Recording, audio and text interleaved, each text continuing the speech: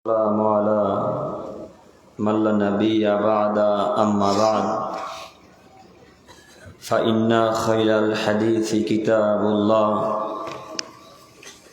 وخير الهدى هدى محمد صلى الله عليه وسلم وشر الأمور محدثاتها وكل محدثة بدعة وكل بدعة ضلالة وكل ضلالة في النار. أعوذ بالله من الشيطان الرجيم. ولتكن منكم أمة يدعون إلى الخير يأمرون بالمعروف وينهون عن المنكر وأولئك هم المفلحون. الآية. عن معقل بن يسار رضي الله تعالى عنه قال قال رسول الله صلى الله عليه وسلم ما من وال يلي رعية من المسلمين فيموت وهو غاص لهم إلا حرم الله عليه الجنة. رواه البخاري ومسلم. عن أبي هريرة رضي الله تعالى عنه قال قال رسول الله صلى الله عليه وسلم ثلاثة لا يكلمهم الله يوم القيامة ولا يزكيهم ولا ينظر إليهم وفي رواية ولهم عذاب أليم شيخ زان ملك كذاب وعيل مستكبر. رواه মুসলিম all Mishkat. প্রশংসা আল্লাহ সুবহানাহু ওয়া তাআলার জন্যই, শান্তি অবতীর্ণ হোক আল্লাহ রসুলের উপর সাল্লাল্লাহু আলাইহি ওয়াসাল্লাম। সম্মানিত সভাপতি সাহেব ও ওলামায়ে কেরামগণ ও আমার সামনে বসে থাকা দিনী ভাই ও পর্দার আড়ালে মা ও বোনেরা, আজকে আপনারা যে বিষয় আমাকে নির্ধারণ করে দিয়েছেন তার নাম হচ্ছে সমাজ সংশোধনে দায়িত্বশীলদের ভূমিকা।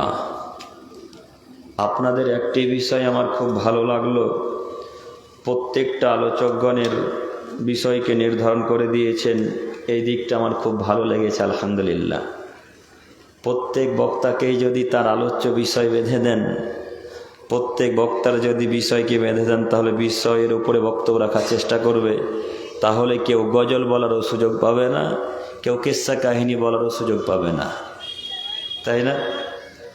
তো আপনাদের মতো যদি প্রত্যেকটা কমিটি, প্রত্যেকটা মাদ্রাসার জালসা, প্রত্যেকটা মসজিদের জালসা, গোরস্থানের জালসা যখন করা হয় বা হবে, তারা যদি এই রীতিনীতি অবলম্বন করে বজায় রাখে, তাহলে আশা যে শুধু এই শঙ্করপুর নয়, সারা পৃথিবীতে যেখানে যত প্রোগ্রাম হবে প্রায় সব জায়গাতেই উপকার আসবে ইনশাল্লাহ, তাই না?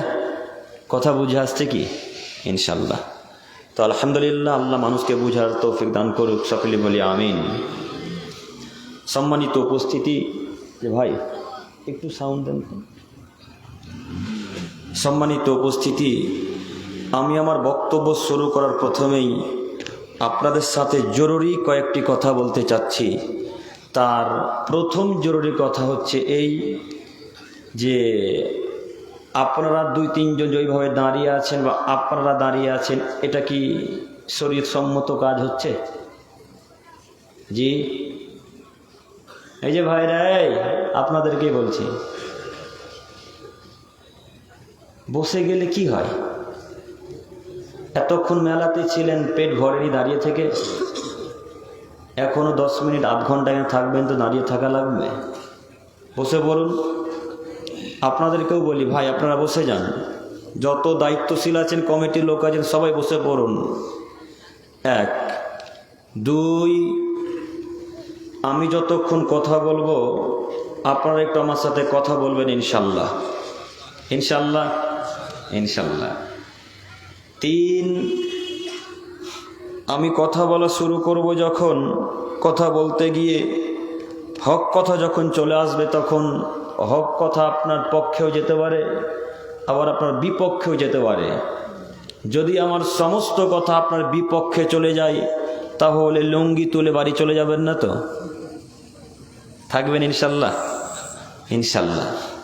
কথা তিতা লাগলে একটু বসেন, কথা মিঠা লাগলে একটু বসেন। ইনশাল্লাহ আমি আপনার কোনো না কোনো উপকার আজকে করবই করব ইনশাল্লাহ, ইনশাল্লাহ। সম্মানিত দিনী ভাই ও বোনেরা, আপনারা বিষয় দিয়েছেন সমাজ সংশোধনের দায়িত্বশীলদের ভূমিকা।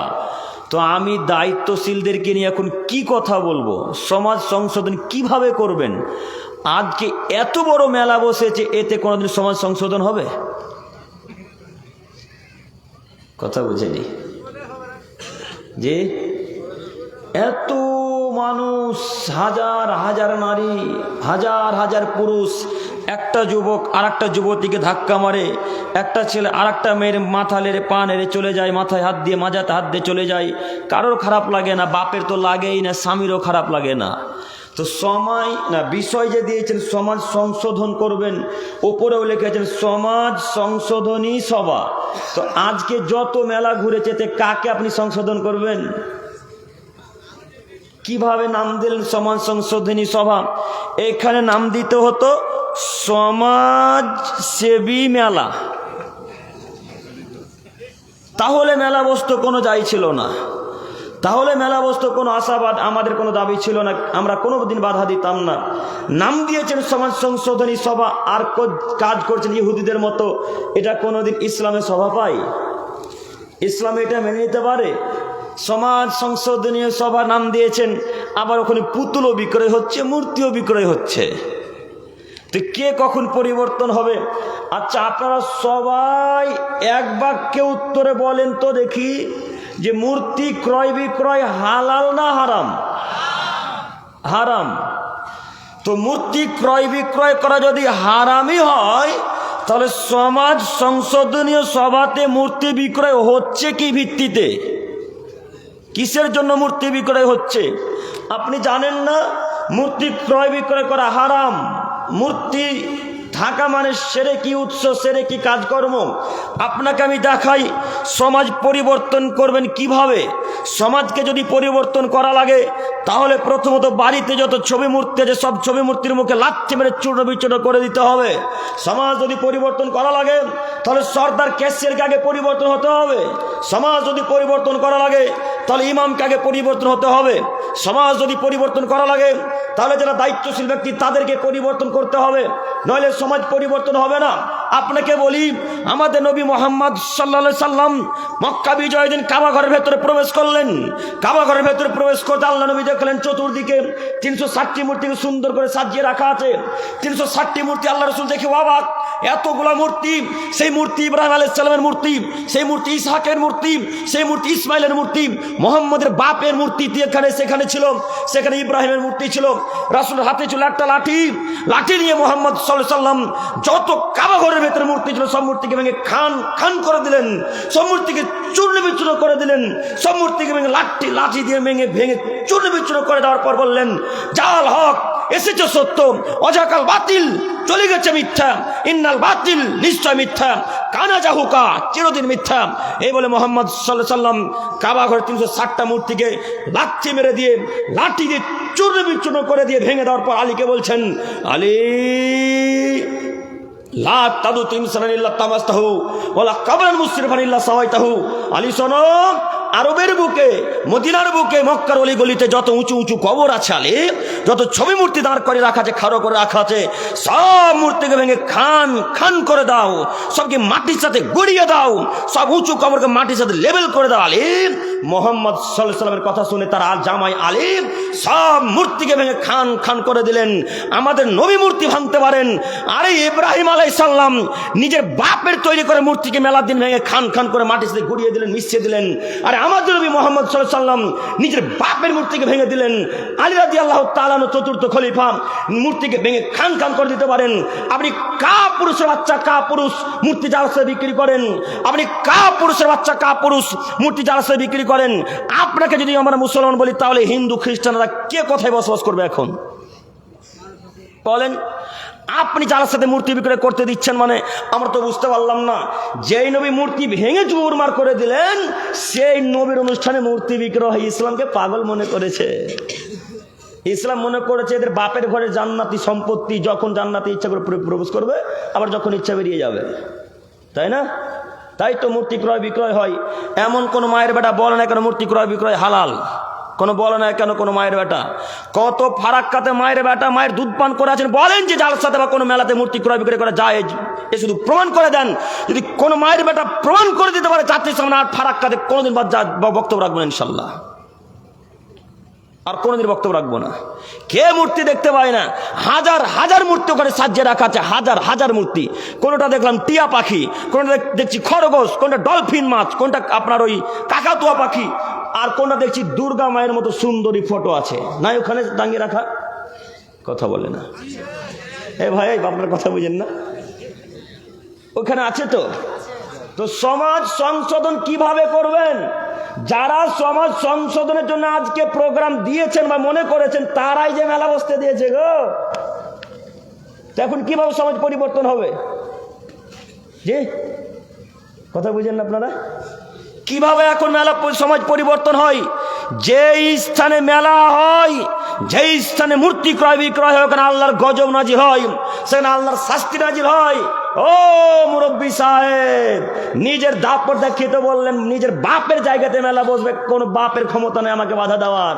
আপনার চাইতে ক্ষমতাশীল ব্যক্তি ছিলেন ফেরাউন, আছে পৃথিবীতে? হ্যাঁ, যে মায়ের বেটার আজকে বলেছে আমার বাড়ির সামনে মেলা বসবে, আমার বাড়ির সামনে পুতুল বিক্রি হবে, আমার বাড়ির সামনে ওই পান বিক্রি হবে, জর্দা পান গুটকা পান বিক্রি হবে, আমি দেখে নেবো, আমার জায়গাতে বসবে, কে বাধা দেবে? জালসার কমিটির লোক। ওই লোককে বলছে, ও মুরব্বী সাহেব, আপনি তো 5 ওয়াক্তের মুসল্লি, আমি জানি, আপনি তো বলেছেন মেলা না বসলে জালসা মানায়, আপনারই বাণী। তো আপনার চাইতে বেশি বদ মানুষ ছিল কারুন, আছে পৃথিবীতে? চলে গেছে হেকাল ছেড়ে। আপনার চাইতে বড় অত্যাচারী ছিলেন নমরুদ, আছে পৃথিবীতে? নেই। আপনি তো বদের দিক দিয়ে নমরুদের ফেরাউনের নখের যোগ্যতা রাখেন না, নখের। তো কিসের ক্ষমতা দেখাচ্ছেন? কেন দাপট দেখাচ্ছেন? আপনি বললেন কেন আমার বাড়ির সামনে আমার জায়গাতে মেলা বসবে, কেউ বাধা দিতে পারবে না? এ বাক্য বললেন কেন? আপনার জায়গা, তার মানে আপনি মেলা বসাবেন মানে কি ভেবেছেন আপনি? আপনি শরীয়ত বুঝেন না? আল্লাহ নবী বলছেন ইন্নাল কওমা ইযা রাআউল মুনকার, যখন কোন সম্প্রদায়ের মাঝে খারাপ কাজকর্ম হয়, ফালাম ইউগাইরুহু, যদি কেউ বাধা না দেয়, আম্মাহুমুল্লাহু বিইকাব, সারা গ্রামের মানুষের উপর আল্লাহর পক্ষ থেকে আযাব নেমে আসবে, সারা গ্রামের মানুষের পক্ষ থেকে। বলেন আপনি এই হাদিসগুলোকে কি করবেন? আজকে যত লোক মেলা বসতে দিয়েছে এদের যত পাপ হয়েছে, যত লোক আজকে মেলাতে ঘুরেছে এদের সমান পাপ হয়েছে। আপনি বুঝতে পারেননি, আমিও বুঝতে পারিনি কথাটা, আবারও বুঝাই। এই ভাইয়ের জায়গাতে মেলা বসেছে, দেখেন এই ভাইয়ের জায়গাতে মেলা বসেছে। তো এই ভাইয়ের মেলাতে আজকে 10টা মানুষ ঘুরতে এসেছিল। কটা মানুষ? 10টা লোক। তো 10টা লোক যত পাপী, এই ভাই জায়গাতে মেলা বসতে দিয়েছে, তার কারণে একাই তত পাপী। দেন এখন মেলা বসতে, আর দিবেন না? দেন না। বাপের তো 10 বিঘা জায়গা আছে, 10 বিঘাতে মেলা বসতে দিয়ে দেন না। কি পেয়েছেন আপনি? আপনাকে আমি অনুরোধ জানাচ্ছি, নীতি পরিবর্তন করেন।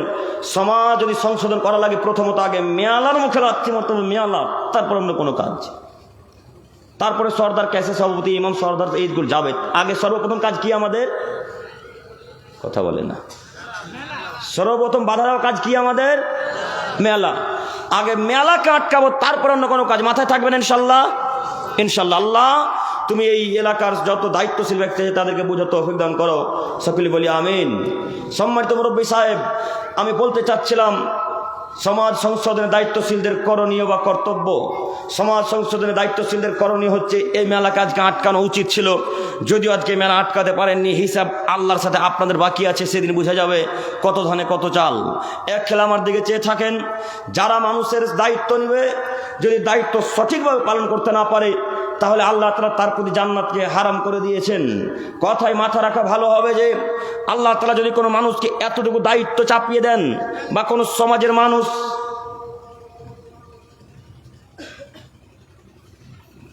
যদি কোনো সমাজের মানুষ কোনো মানুষের উপর দায়িত্ব এতটুকু চাপিয়ে দেয়, আর দায়িত্ব যদি সঠিকভাবে কোনো মানুষ পালন করতে না পারে, তাহলে ওই লোকটা জান্নাতের গন্ধ পর্যন্ত পাবেন না।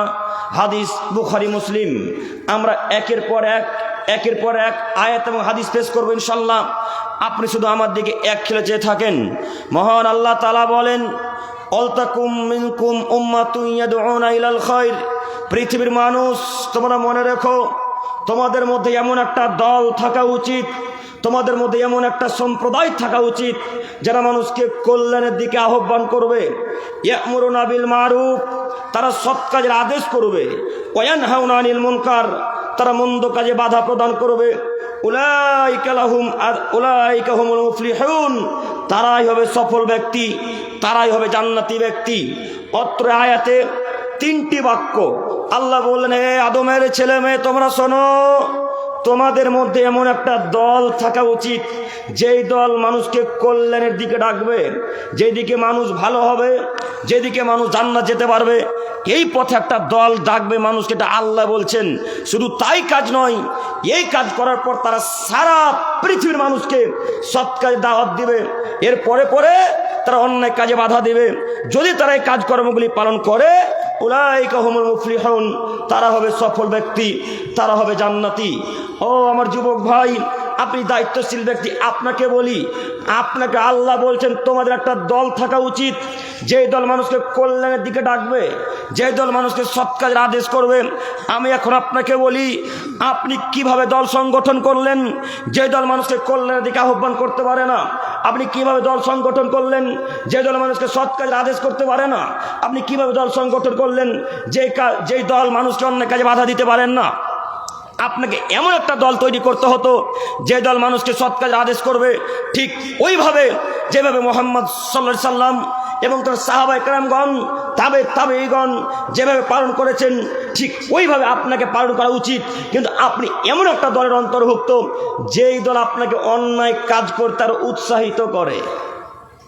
যে আপনি এমন একটা দলের অন্তর্ভুক্ত যেই দল আপনাকে খারাপ কাজ করতে আরো উৎসাহিত করে, আপনাকে আরো টাকা দেয়।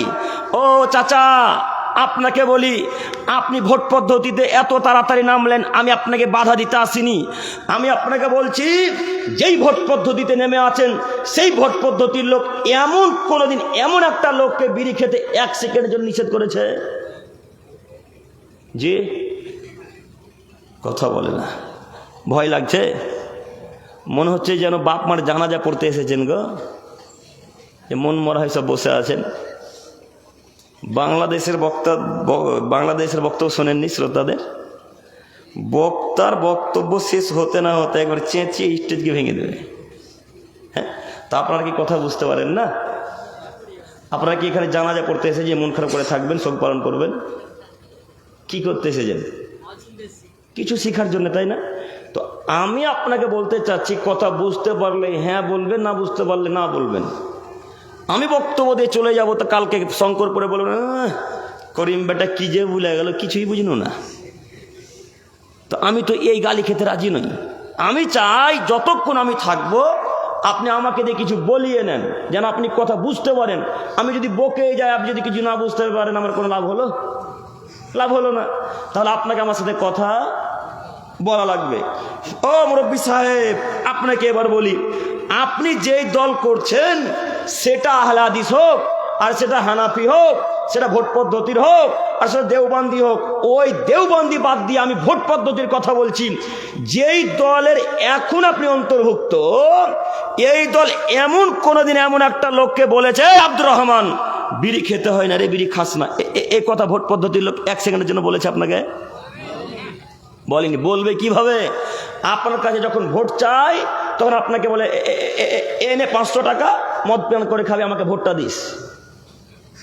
হ্যাঁ, তো ওই ভোট পদ্ধতির নামলেন কেন? ওই দলের অন্তর্ভুক্ত হলেন কেন? আপনাকে আল্লাহ বলছেন, আল্লাহ গো, আমি নই, আল্লাহ বলছেন, এ আদমের ছেলে মেয়েরা, এমন একটা দলের অন্তর্ভুক্ত হও যেই দল তোমাকে ভালো কাজের আদেশ করবে, যেই দল তোমাকে জান্নাতের পথ দেখাবে, যেই দল তোমাকে নোংরা কাজ হতে বাধা দিবে, এমন একটা দলের অন্তর্ভুক্ত হতে হবে। তো এমন দলের অন্তর্ভুক্ত হলেন যেই দল মানুষের টাকা পয়সাকে মেরে খায়, কিভাবে ওটা শিখায়। হ্যাঁ, মানুষের জমি জায়গা কিভাবে আত্মসাৎ করতে হয়, দখল করতে হয়, এটা শিখাই। কথা মানে বুঝেননি আপনারা? এটা কি সরকারি বাড়ি? হ্যাঁ, এটা সরকারি বাড়ি নয় না? তো আপনারা তো ঝাড়খণ্ডের মানুষ না, আমাদের পশ্চিমবাংলারই মানুষ। তো আপনারা ফারাক্কার মানুষ, টাকা পান তো বাড়ির? পান না? তো বাড়ির টাকা কত পান বলেন তো দেখি? হ্যাঁ, 1,20,000। এত কম? পঞ্চায়েত 1,20,000 আসে কত ভাই? 1,70,000 বা 80 আছে, জানেন না আপনি? 1,60,000 কত আছে সাহেব? 1,60,000 আসে। আর আপনার মেম্বার বা যিনি দায়িত্ব নিয়েছেন, টেন্ডারটা নিয়েছেন, সেই লোকটা আপনাকে টাকা কত দিয়েছে? 1,20,000 টাকা। ও মেম্বার সাহেব, বাদ বাকি 40,000 আপনার বাপের টাকা। হ্যাঁ, ও দায়িত্বশীল ব্যক্তি, যিনি আপনি দায়িত্ব নিয়েছেন এই কাজের, ওই টাকা বাদ বাকি আপনার বাপের টাকা। তো এই দলের অন্তর্ভুক্ত কেন হলেন আপনি গো? যেই দল মানুষের টাকাকে লুটে পুটে খায়, যেই দল মানুষের টাকাকে আত্মসাৎ করে, যেই দল এতিমের টাকা মারতে চায় না, এরকম দলের অন্তর্ভুক্ত হলেন কেন? আমরা এই দলের মুখে লাথি মেরে বাড়ি থেকে 2 রাকাত সালাত আদায় করে তওবা করবো ইনশাল্লাহ। এই দলের অন্তর্ভুক্ত হতে চাই না। ওই দলের অন্তর্ভুক্ত হতে হবে যে দল হারাম কাজ থেকে বিরত থাকাবে, শিখাবে, যে দল জান্নাতের পথ দেখাবে, যে দল মানুষকে সৎ কাজের আদেশ করবে, এমন একটা দলের অন্তর্ভুক্ত হতে হবে। আপনি যেই দল করছেন, এটা তো মোহাম্মদের দল নয়, এটা খ্রিস্টান আব্রাহাম লিঙ্কনের দল। কার দল? যেই দল আপনি করছেন, এই দল খ্রিস্টান আব্রাহাম লিঙ্কনের দল। এই শঙ্করপুর গ্রামবাসীকে অনুরোধ করে বলতে চাচ্ছি, সকলে এক বাক্যে উত্তরে বলেন, খ্রিস্টান আব্রাহাম লিঙ্কন এখন জান্নাত যাবে না জাহান্নামে যাবে? জাহান্নামে যাবে। মুহাম্মদ সাল্লাল্লাহু আলাইহি সাল্লামের বাণীর বিবরণ দ্বারা বোঝা যায়, তিনি বলেন, মান তাসাব্বা বিকওমিন ফাহুয়া মিনহুম। হে আদমের ছেলে মেয়ে শোনো, তোমরা যদি আমার রীতিনীতিকে বাদ দিয়ে, তোমরা যদি মোহাম্মদ সাল্লাল্লাহু আলাইহি সাল্লামের রীতিনীতি বাদ দিয়ে যদি তোমরা ইহুদি খ্রিস্টানদের রীতিনীতি গ্রহণ করো, তোমরা যদি হিন্দুদের রীতিনীতি গ্রহণ করো, তোমরা যদি কোনো জাতিকে মেনে নাও, তাহলে ওই জাতি যাবে যেখানে, তোমরাও যাবে সেখানে। এবার আপনি বলেন, ভোট পদ্ধতি মোহাম্মদের নীতি না খ্রিস্টান আব্রাহাম লিঙ্কনের নীতি? যে খ্রিস্টান আব্রাহাম লিঙ্কনের নীতি। যদি খ্রিস্টান জান্নাত যায়, তো যত লোক ভোট পদ্ধতিতে নেমেছে এরাও জান্নাতে যাবে। আর যদি খ্রিস্টান আব্রাহাম লিঙ্কন জাহান্নামে যায়, তো যত লোক তাকে অনুসরণ করে, তার পদ্ধতিতে চলে, এরা এখন কোথায় যাবে? চাচা কথা বুঝে আসছে? এরা এখন কোথায় যাবে? জাহান্নামে যাবে। আপনি তো ভোট পদ্ধতি এমন করে করেন যেন মনে হচ্ছে আপনি প্রধানমন্ত্রী গো, আপনার উপর আর কেউ বড় নেই। যাই হোক, আমি আপনাকে অনুরোধ করে বলতে চাচ্ছি, এমন একটা দলের অন্তর্ভুক্ত হন যে দল সৎ কাজের আদেশ করবেন। আমরা বলতে চাইছি, যেখানে মোড়ে মোড়ে ছেলেরা নেশাদার দ্রব্য খাই পান করে, এই সমস্ত জায়গাতে সরকার ক্যাশিয়ার বাধা দিবেন, এই সমস্ত জায়গাতে সভাপতি ক্যাশিয়ার বাধা দিবেন। শুধু সরকার সভাপতি ক্যাশিয়ার এমএলএ সাহেব বাধা দেবে, এই কথা কিভাবে বুঝলেন? গ্রামের যত মানুষ আছে, যত যুবক এবং মুরব্বীরা আছে, এরা সবাই ওই গ্রামে বাধা দিতে যাবে। এটাই শরীয়ত, এটাই বিধান। আপনি যদি বাধা না দেন, আপনাদের শঙ্করপুরের সবার উপর বিপদ চেপে আসবেন। তখন শঙ্করপুরের সবাই আল্লাহর কাছে ভিক্ষা চাইবেন, আল্লাহ তাদের ভিক্ষা কবুল করবেন না, আল্লাহ তাদের দোয়া কবুল করবেন না। অতএব যেখানে যত অন্যায় অবিচার হচ্ছে, সমস্ত সর্দারকে অনুরোধ করে বলি, আপনার গ্রামে যদি হয়, আল্লাহ আপনাকে জিজ্ঞাসা করবে, ও ক্যাশিয়ার সাহেব, আপনার টাকার বিষয় যদি কোনো এদিক ওদিক 19 বিষয়, আল্লাহ আপনাকে জিজ্ঞাসা করবে। বাপকে তার ছেলে মেয়ে সম্পর্কে জিজ্ঞাসা করবেন, স্বামীকে তার স্ত্রী সম্পর্কে জিজ্ঞাসা করবে, মাকে তার ছেলে মেয়ে সম্পর্কে জিজ্ঞাসা করবেন। প্রত্যেকটা ব্যক্তিকে আল্লাহ তাআলা কিয়ামতের মাঠে জিজ্ঞাসা করবেন। এখানে জরুরি আরো একটি কথা, আল্লাহ যখন বলবে, ও আব্দুর রহমান সাহেব, আপনি এই দলের অন্তর্ভুক্ত ছিলেন, এই দল কি একদিনও জান্নাতের পথের কথা বলেছিল? তখন আপনি বলবেন, লা, আল্লাহ বলেনি, জানতাম না। তখন আল্লাহ আরবিতে বলবেন, কাযাবতা, আপনি মিথ্যা কথা বলছেন। কেন? আব্দুল করিম বিন আমিনুল ইসলাম বা অন্যান্য ওলামায়ে কেরামগণ বলেনি যে এই ভোট পদ্ধতিতে নামা জায়েজ নয়, এই ভোট পদ্ধতিতে নামা যাবে না। যখন আল্লাহ এই কথা আপনাকে বলবে তখন আপনি বলবেন আরবিতে নাম নাম নাম, হে আল্লাহ জানতাম, আল্লাহ শুনেছি, আল্লাহ বুঝেছি, কিন্তু তাদের কথাকে আমরা মিথ্যা মনে করেছিলাম। তখন আল্লাহ তাআলা বলবেন আচ্ছা ঠিক আছে, যত দল বলাচ্ছেন সবাই এখন জাহান্নামে যান। তখন কি করবেন? তখন কি হবে? দায়িত্ব তো এমনি সহজেই চালা যায়, কিন্তু ন্যায়ভাবে দায়িত্ব চালা যায় না। সঠিকভাবে দায়িত্ব চালা অতীব জটিল ও কঠিন। অতএব আপনাকে বলছি, দলের অন্তর্ভুক্ত হতে হলে এমন একটা দলের অন্তর্ভুক্ত হন যে দল সৎ কাজের আদেশ করবে। সম্মানিত মুরব্বী সাহেব, আপনাকে এখানে আমি বলি, ওই দল আপনাকে বাধা দিতে শিখাবে যতক্ষণ পর্যন্ত আপনি আলেম ওলামায়ে কেরামগণের সঙ্গে থাকবেন। কেন? আলেম ওলামায়ে কেরামগণ নেশাদার দ্রব্য খায়ও পান করে না, আলেম ওলামায়ে কেরামগণ ভোট পদ্ধতিতে নামেও না, আলেম ওলামায়ে কেরামগণ গুল বিড়ি জর্দা এগুলো খাই পান করেও না। তাই আপনাকে ওই কাজে বাধা, ওই কাজে যেতে আদেশও করবে না, তাই না? করবে? আসলেই ইমাম সাহেবেরা খায় না? আসলেই ওলামায়ে কেরামগণ গুল মাজে না? হাজারে একটা বাদ হবে। তাহলে আমার কথা যে ভুল হয়ে গেল। আমি এক্ষুনি বললাম যে আলেম ওলামায়ে কেরামগণের যদি সহবতে থাকেন, তার পাশে থাকেন, তাহলে আপনাদেরকে বিড়ি গুলগুটকা ছাড়তে বলবে। তো এমন আলেমের সাথে আছেন যে জর্দা পান খেয়ে খেয়ে খেয়ে দাঁতগুলাকে লাল করে দিয়েছে। তো এখন কোনোদিন এক সেকেন্ডের জন্য বলবেন যে জর্দা পান খেতে হয় না? বলবে গো? বলবে না তো। আমরা দাঁত দেখে বলে দিতে পারি কে গুটকা খোর কে জর্দা খোর। যদিও এক এক জায়গার পানি খারাপ, তো পানি খারাপের জন্য বলা যায় না, কিন্তু বেশিরভাগ বোঝা যায় না? তো আপনাকে এমন একটা আলেমের নিকটে থাকা লাগবে, তাদের সহবতে থাকতে হবে, যারা হারাম কাজ করবেন মুখে লাথি মেরে দিয়ে একেবারে সই আকীদাকে গ্রহণ করেছে, তাদের পদ্ধতি তাদের নীতিতে থাকতে হবে। পারবো না থাকতে? ইনশাল্লাহ পারবো তো ইনশাল্লাহ। সম্মানিত যুবক ভাই, আপনাকে অনুরোধ করে বলি, দল সংগঠন করতে হবে এ কথা আমি বলছি না। আমি বলতে চাচ্ছি এমন লোকের সঙ্গে থাকেন যে লোক আপনাকে জান্নাতের পথ দেখাবে, এমন লোকের সাথে থাকেন না যে লোক আপনাকে জাহান্নামের পথ দেখাবে। শুনুন, আপনাকে বলছি, ভোট পদ্ধতির কথাতে আবারও ফিরে গেলাম। ওই যে মাঝে মাঝে রাস্তাতে মোড়ে মোড়ে দেখা যায় হাজারো যুবক ছেলে, 18 থেকে 25 বছরের ছেলেরা বা 30 বছরের ছেলেরা রাস্তাতে ওপেন দাঁড়িয়ে মোড়ে মোড়ে মদ পান করে। একদিন আপনাদের সভাপতি বা ক্যাশিয়ার যারা ওই ভোট পদ্ধতিতে আছে তারা বাধা দিয়েছে? একদিন এমএলএ এসে বলেছে, এই বেটা এখানে মদ পান করছিস, দাঁত ভেঙে দেবো একেবারে, এই কথা একদিনও বলেছে? আপনাদের মেম্বার একদিন বলেছে? বলেনি। কেন? আজকে যদি মেম্বার এই যুবকদেরকে বাধা দিয়ে দেয়, সামনে বছর 2026 ইলেকশন আর ভোট দিবে না। তো আমরা তো ভোটের জন্য আসি না, আমরা এসেছি যতক্ষণ চেয়ারের উপরে থাকবো ইনশাল্লাহ কোরআন হাদিস থেকে কথা চলবে। একটা বাক্য এদিক ওদিক হলে সঙ্গে সঙ্গে ধরিয়ে দেবেন, সঙ্গে সঙ্গে শুধরাতে আমি প্রস্তুতি গ্রহণ করে এসেছি, সঙ্গে সঙ্গে পরিবর্তন হয়ে যাবে ইনশাল্লাহ। আর যদি আমার কথা রাসূল সাল্লাল্লাহু আলাইহি ওয়াসাল্লামের সাথে মিলে যায়, আল্লাহর সাথে মিলে যায়, তাহলে আপনি আমার কথাকে মানতে বাধ্য, মানা লাগবে যে কোনো মূল্যে। পারবো না মানতে? ইনশাল্লাহ ইনশাল্লাহ। অতএব যুবক ভাই, আপনাকে বলি, আপনার এমএলএ সাহেব 1 সেকেন্ডের জন্য আপনাকে মদ পান করতে নিষেধ করবে না। প্রয়োজনে আপনার এমএলএ সাহেব 10,000 টাকা দিয়ে বলে, যা গ্রামের সবাইকে নিয়ে পার্টি কর, মদ পান কর। কিন্তু আমরা এই বাক্য বলতে আসিনি। আমরা চাই সমাজ সংশোধন করতে, আমরা চাই সমাজের মানুষকে পরিবর্তন করতে।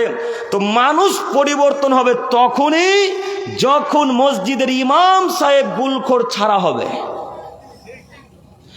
এখন যদি মসজিদের ইমাম সাহেব গুটখাখোর, গাঁজাখোর, হেরোইনখোর, বিড়িখোর হয়, ইমাম যতই বক্তব্য রাখুক, কোনো মানুষের উপর তার বক্তব্য কাজ করবে না, কোনো মানুষের বক্তব্য কাজ করবে না। আপনি বাক্য মিলিয়ে দেখেন, শুধু কথা মিলিয়ে দেখেন, কারোর উপর কাজ করবে না। কেন?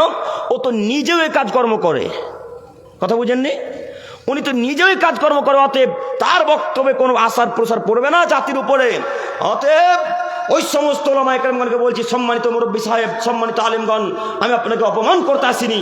আমি বলতে চাচ্ছি, সমাজ যদি সংশোধন করা লাগে, তাহলে আগে নিজে পরিবর্তন হন, তারপরে সমাজ সংশোধনের দিকে চেষ্টা করেন।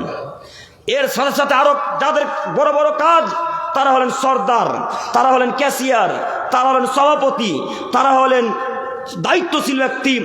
যদি সমাজকে পরিবর্তন করা লাগে, তাহলে বিশেষ করে যারা মাথা আছে, মাথা, মোড়ল সর্দার, বুঝেন কি মোড়ল সর্দার বুঝেন নাকি মুখিয়া বলেন আপনারা? মোড়ল সর্দার। যদি সমাজকে পরিবর্তন করা লাগে তাহলে এই যে যারা দায়িত্বশীল, যারা মাথা, তাদেরকে আগে পরিবর্তন হতে হবে। তো দায়িত্বশীলদেরকে কিভাবে পরিবর্তন করবেন? ওই মোড়খানে, খোসালপুর মোড়খানে ছেলেরা মদ পান করছে, তো সর্দার ওখান দিয়ে যাচ্ছে, তো সর্দার বলছে এই ছেলেরা মদ পান করতে হয় না রে। তো এই ছেলেগুলো উল্টে বলছে বেটা তুমিও তো মদ খাও।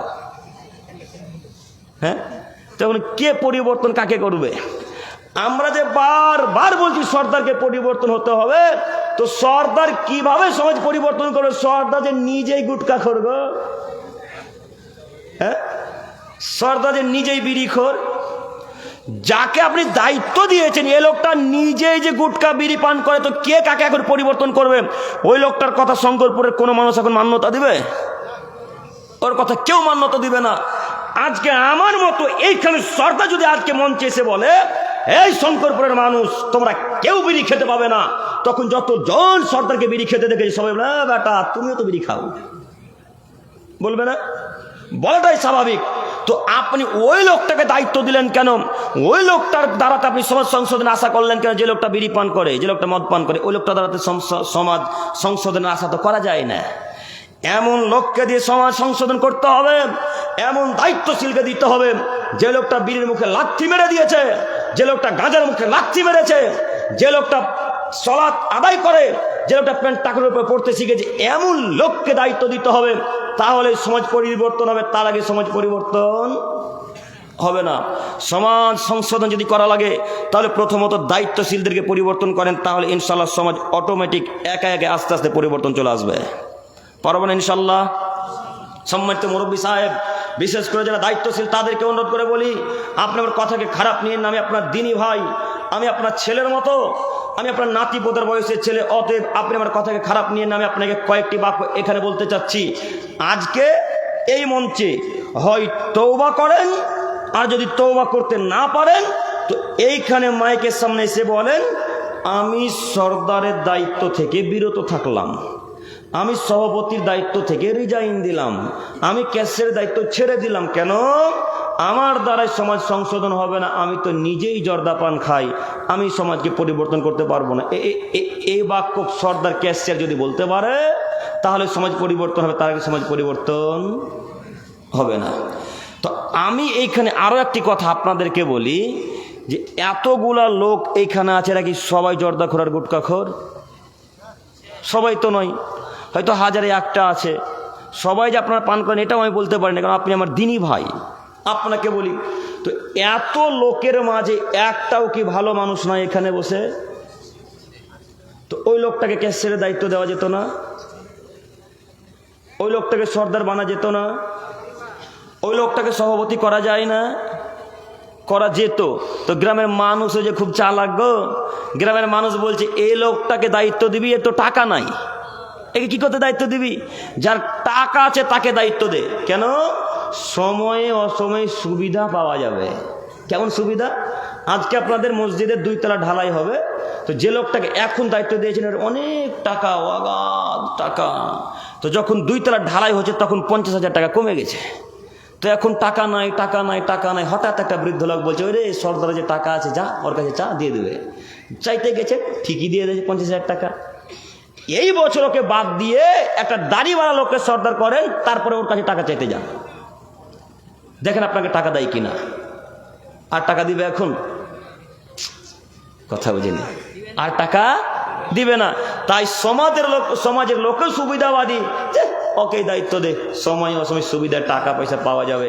তাই তো গ্রামের মানুষ দায়িত্ব দিয়ে দিল।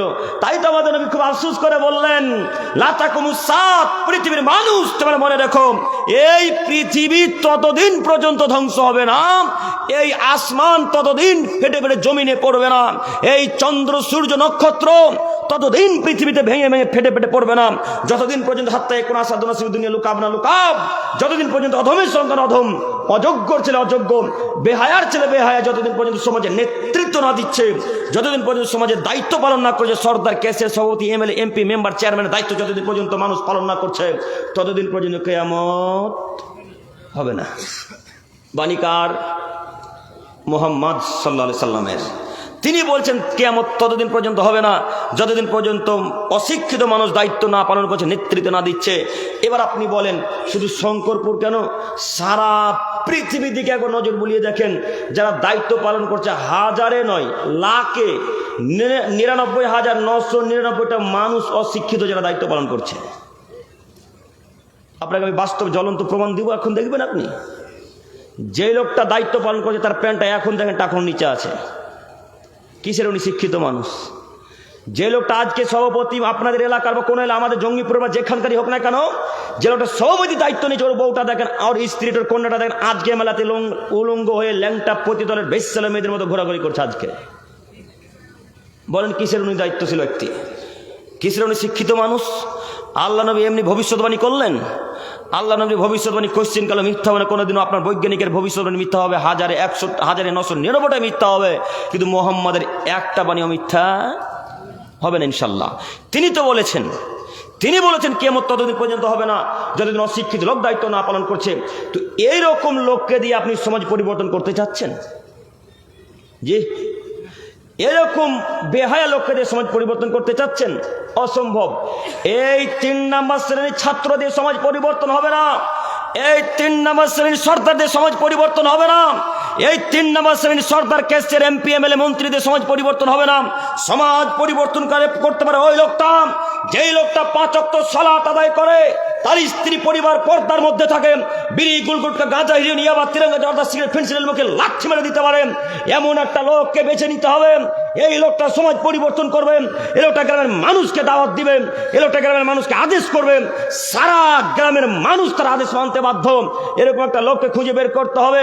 শঙ্করপুরের মানুষকে অনুরোধ করে বলে যাচ্ছি, এমন একটা লোককে খুঁজুন যে লোকটা নামাজ পড়ে, যে লোকটা 5 ওয়াক্ত সালাত আদায় করে, যে লোকটা বিড়ির মুখে লাথি মারতে পেরেছে, যার পরিবার পর্দার ভেতরে থাকে, এরকম একটা পরিবারের লোককে খুঁজে ওই লোকটাকে দায়িত্ব দেন। দেখবেন আশা করি 1 বছরের মধ্যে সমাজের অধিকাংশ লোক বিড়িগুলো উঠকা ছেড়ে দিয়েছে ইনশাল্লাহ।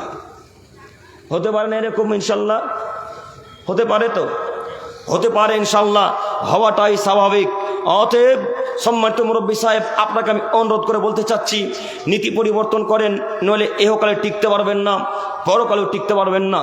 মহান আল্লাহ তাআলা বললেন, এই সৎ কাজে যারা আদেশ করবে, অন্যায় কাজে যারা বাধা দিবে, তারাই মূলত সফল ব্যক্তি, তারাই জান্নাতে যাবে।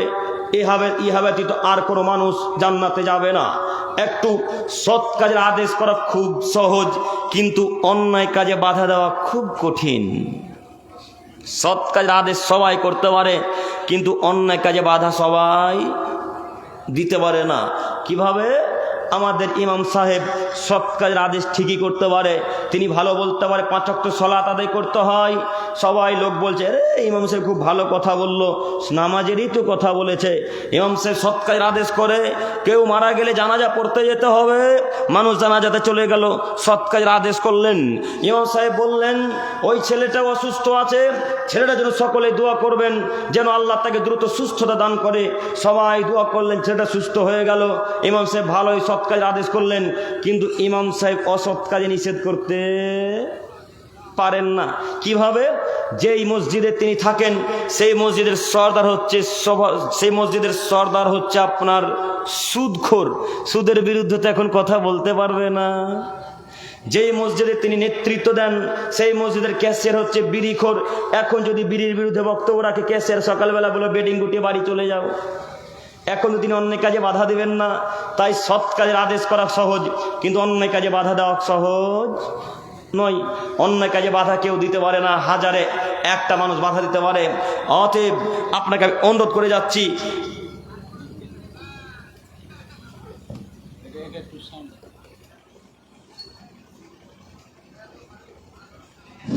আসসালামু আলাইকুম। যাই হোক, বক্তাকে থামিয়ে কিছু বলা যাবে না। কমিটি যারা আছেন তারা কিছু হাতে চুরি পড়ে আছেন নাকি? রাগ করে না কথাতে। চাওয়ালাকে আমি 1000 বার বারণ করেছি, স্টেজে ঢুকতে ওকে 1000 বার বারণ করা হয়েছে, তারপরও স্টেজে ঢুকেছে। এই ভিক্ষুক ভাই, আমি খারাপ মনে করবে না যে দান করছে তো আবার খারাপ কেন? পরিবেশ নষ্ট করছে। চাওয়ালার ভিক্ষুক, এদের পেট ভরবে না। আল্লাহ আমাদের হেদায়েত করো। যারা দায়িত্ব পালন করছেন একটু জরুরি ভাবে সমাজ পরিবেশনটাকে সুন্দর করেন। গুরুত্বপূর্ণ আলোচনা চলছে এখানে, ভিক্ষুক ভিক্ষা করছে, চাওয়ালা করছে, কি করা হবে ভাই এখানে করা? একটু চেষ্টা করেন, যারা কমিটি আছেন চাওয়ালা এবং ভিক্ষুককে বাইরে করেন, অনেক ব্যবস্থা আছে।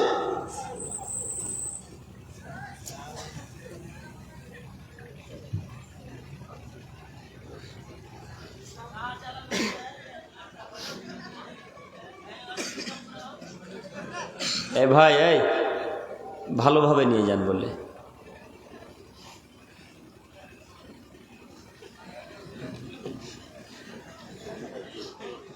সম্মানিত উপস্থিতি, আমি বলছিলাম সৎ কাজের আদেশ করা সহজ, কিন্তু অন্যায় কাজে বাধা দেওয়া খুব কঠিন। আপনি আজকে অন্যায় কাজে বাধা দেন, কাল থেকে আপনার বাপ আপনাকে দেখতে পারবে না। আজকে আপনি অন্যায় কাজে বাধা দেন, কাল থেকে মসজিদে যারা সর্দার সভাপতি আর আপনাকে কেউ দুই চোখ করে দেখতে পারবে না। আপনাকে যেন মনে হবে আপনার মতো বড় শত্রু শঙ্করপুর আর কেউ নেই। অন্যায় কাজে যখনই বাধা দিবেন জাতির কাছে খারাপ হয়ে যাবেন। অন্যায় কাজে যখনই বাধা দিবেন শঙ্করপুরের মানুষের কাছে খারাপ হয়ে যাবেন। অন্যায় কাজে যখনই বাধা দিবেন তখন গ্রামের মানুষের কাছে খারাপ হয়ে যাবেন। গ্রামের মানুষ তো বহু দূরের কথা, মাকে অন্যায় কাজে নিষেধ করেন, মায়ের কাছে খারাপ হয়ে যাবেন, মায়ের কাছে। এত কঠিন কাজ, এরপরে দাওয়াত কি বন্ধ রাখা যাবে? এরপরে দাওয়াত বন্ধ রাখা যাবে না।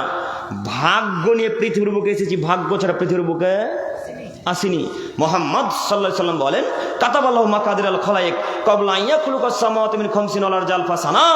আল্লাহ যখন পৃথিবী সৃষ্টি করেনি তার 50,000 বছর পূর্বে প্রত্যেকটা মানুষের আল্লাহ তাকদীর লিখেছেন, ভাগ্য লিখেছেন। আল্লাহ তাআলা পৃথিবী সৃষ্টির 50,000 বছর পূর্বে শঙ্করপুরের সারা পৃথিবীর মানুষের ভাগ্য লিখেছেন। সেই দিন যদি ভাগ্য লেখা থাকে যে আমি এই অন্যায় কাজে বাধা দেওয়ার পরে এই মসজিদে আমাকে মসজিদে রাখবে, মসজিদে থাকার কথা থাকবে, কোনো শঙ্করপুরের মানুষ আর তাকে হটাতে পারবে মসজিদ থেকে? আর সেদিন যদি লেখা থাকে যে এই লোকটা দাওয়াত দিলেও শঙ্করপুরে থাকবে না, দাওয়াত না দিলেও শঙ্করপুরে থাকবে না, সারা ভারতবর্ষের মানুষ মিলে যদি এসে আব্দুল করিমের রুজির ব্যবস্থা এখানে করে দিতে চাই, কেউ করে দিতে পারবে? কেউ করে দিতে পারবে না। তা আপনি চাকরির ভয় করেন কেন? আপনি চাকরির ভয় করছেন কেন? জোরালো কণ্ঠে মেম্বারে উঠে খুতবায় উঠে বলতে পারেন না পণ নেওয়া হারাম, সুদের ব্যবসা করা হারাম, লোনের ব্যবসা করা হারাম, বিড়ির ব্যবসা করা হারাম, বিড়ি খাওয়া যতটুকু হারাম বিড়ির ব্যবসা করা ঠিক ততটুকু হারাম। বিড়ি খাওয়া যেমন পাপ, বিড়ি বানাও ঠিক ততটাই পাপ। এরও জোরালো কণ্ঠে মঞ্চে উঠে বলতে পারলেন না কেন? আপনাকে অনুরোধ করে যাচ্ছি সর্দার সাহেব, আপনি কথা আমার রক্ষা করুন, অনুরোধ রক্ষা করুন, নীতি পরিবর্তন করেন। আপনার সাথে কিয়ামতের মাঠে অনেক কথা আছে। ও ইমাম সাহেব, জোরালো কণ্ঠে যেদিন বক্তব্য দিতে পারবেন সেদিন জাতি পরিবর্তন হবে, তার আগে জাতি পরিবর্তন হবে না। আপনি এতদিন বক্তব্য দিয়ে দেখলেন কই জাতি পরিবর্তন হলো?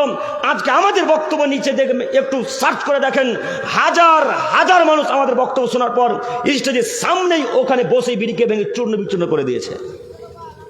হাজারো প্রমাণ। এই ভাইরা আপনারা দেখেননি? ওই ভিডিও একটা আছে, ওই রামপুরহাটের একটা ভিডিও আছে, দেখেননি? 60 বছরের একটা চাচা, দাদুর বয়সের মানুষ স্টেজের সামনে ওই বিড়ির মুঠাটাকে ভেঙে চূর্ণ বিচূর্ণ করে দিলেন। ভিডিও আকারে আমাদের কাছে এখনো ডাউনলোড করা আছে। কই আপনি এভাবে বক্তব্য দিয়ে কি পরিবর্তন করলেন? আপনাকে আমি অনুরোধ করে যাচ্ছি, ভাগ্যকে বিশ্বাস করেন।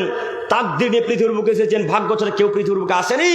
অতএব জোরালো কণ্ঠে যতই বক্তব্য রাখেন না কেন, যদি রিজিক শঙ্করপুরে থাকে কোনো মায়ের বেটা রিজিক হঠাতে পারবে না। এই রীতিনীতিতে আমি আব্দুল করিম আমিনুল ইসলাম চলাচল করি। অতএব আপনাকে অনুরোধ করছি, মনে রাখা ভালো হবে, সুদের ব্যবসা যতটুকু হারাম, বন্ধনের ব্যবসা ততটুকুই হারাম। না বন্ধন আর সুদ আলাদা? একই তো। এই ভাইয়ের নাম আব্দুর রহমান, তো এর আর একটা উপাধি নাম আছে আব্দুল খালেক বা ইত্যাদি কোনো কিছু আছে। তো যেটাই আব্দুর রহমান সেটাই আব্দুল খালেক। একটাই মানুষ, নাম কয়টা? দুটা। তো যেটাই সুদ সেটাই বন্ধন, সেটাই লোন, আর সেটাই সাপ্তাহিক টাকা, সেটাই মাসিক টাকা। একটাই জিনিস নাম দিয়েছে ইহুদিরা ভিন্ন ভিন্ন, যেন মুসলমানকে পথভ্রষ্ট করে জাহান্নামে নিয়ে যেতে পারা যায়। তো আপনি কখন কখন ইহুদিদের নীতিতে গেলেন যে আপনাকে বন্ধন নিতে হবে এত তাড়াতাড়ি? যে আপনি কখন খ্রিস্টানদের নীতিতে গেলেন? দায়িত্বশীল তো আপনি। বাড়ির গার্জেন কে? কে বাড়ির গার্জেন? বাপ স্বামী বাড়ির দায়িত্বশীল, তো দায়িত্বশীল থাকার পর স্ত্রী বন্ধনওয়ালার কাছে কেন, মহিলা বন্ধনওয়ালার কাছে কেন? এই শঙ্করপুরে পুরুষ মানুষ কি সব কবরে ঢুকেছে যে মহিলারা বন্ধনওয়ালার কাছে? হ্যাঁ, মহিলা কেন বন্ধনওয়ালার কাছে? বন্ধন যে আপনি নিলেন তো সুদের মতো জঘন্য পাপ তো আপনি করলেন, তো পাপ আপনি করার পর স্ত্রীকে বন্ধন দিতে পাঠালেন কেন? এই এলাকার মানুষ মহিলারা বন্ধন দিতে যায় না? না, এলাকায় বন্ধন চলে না? চলে তো।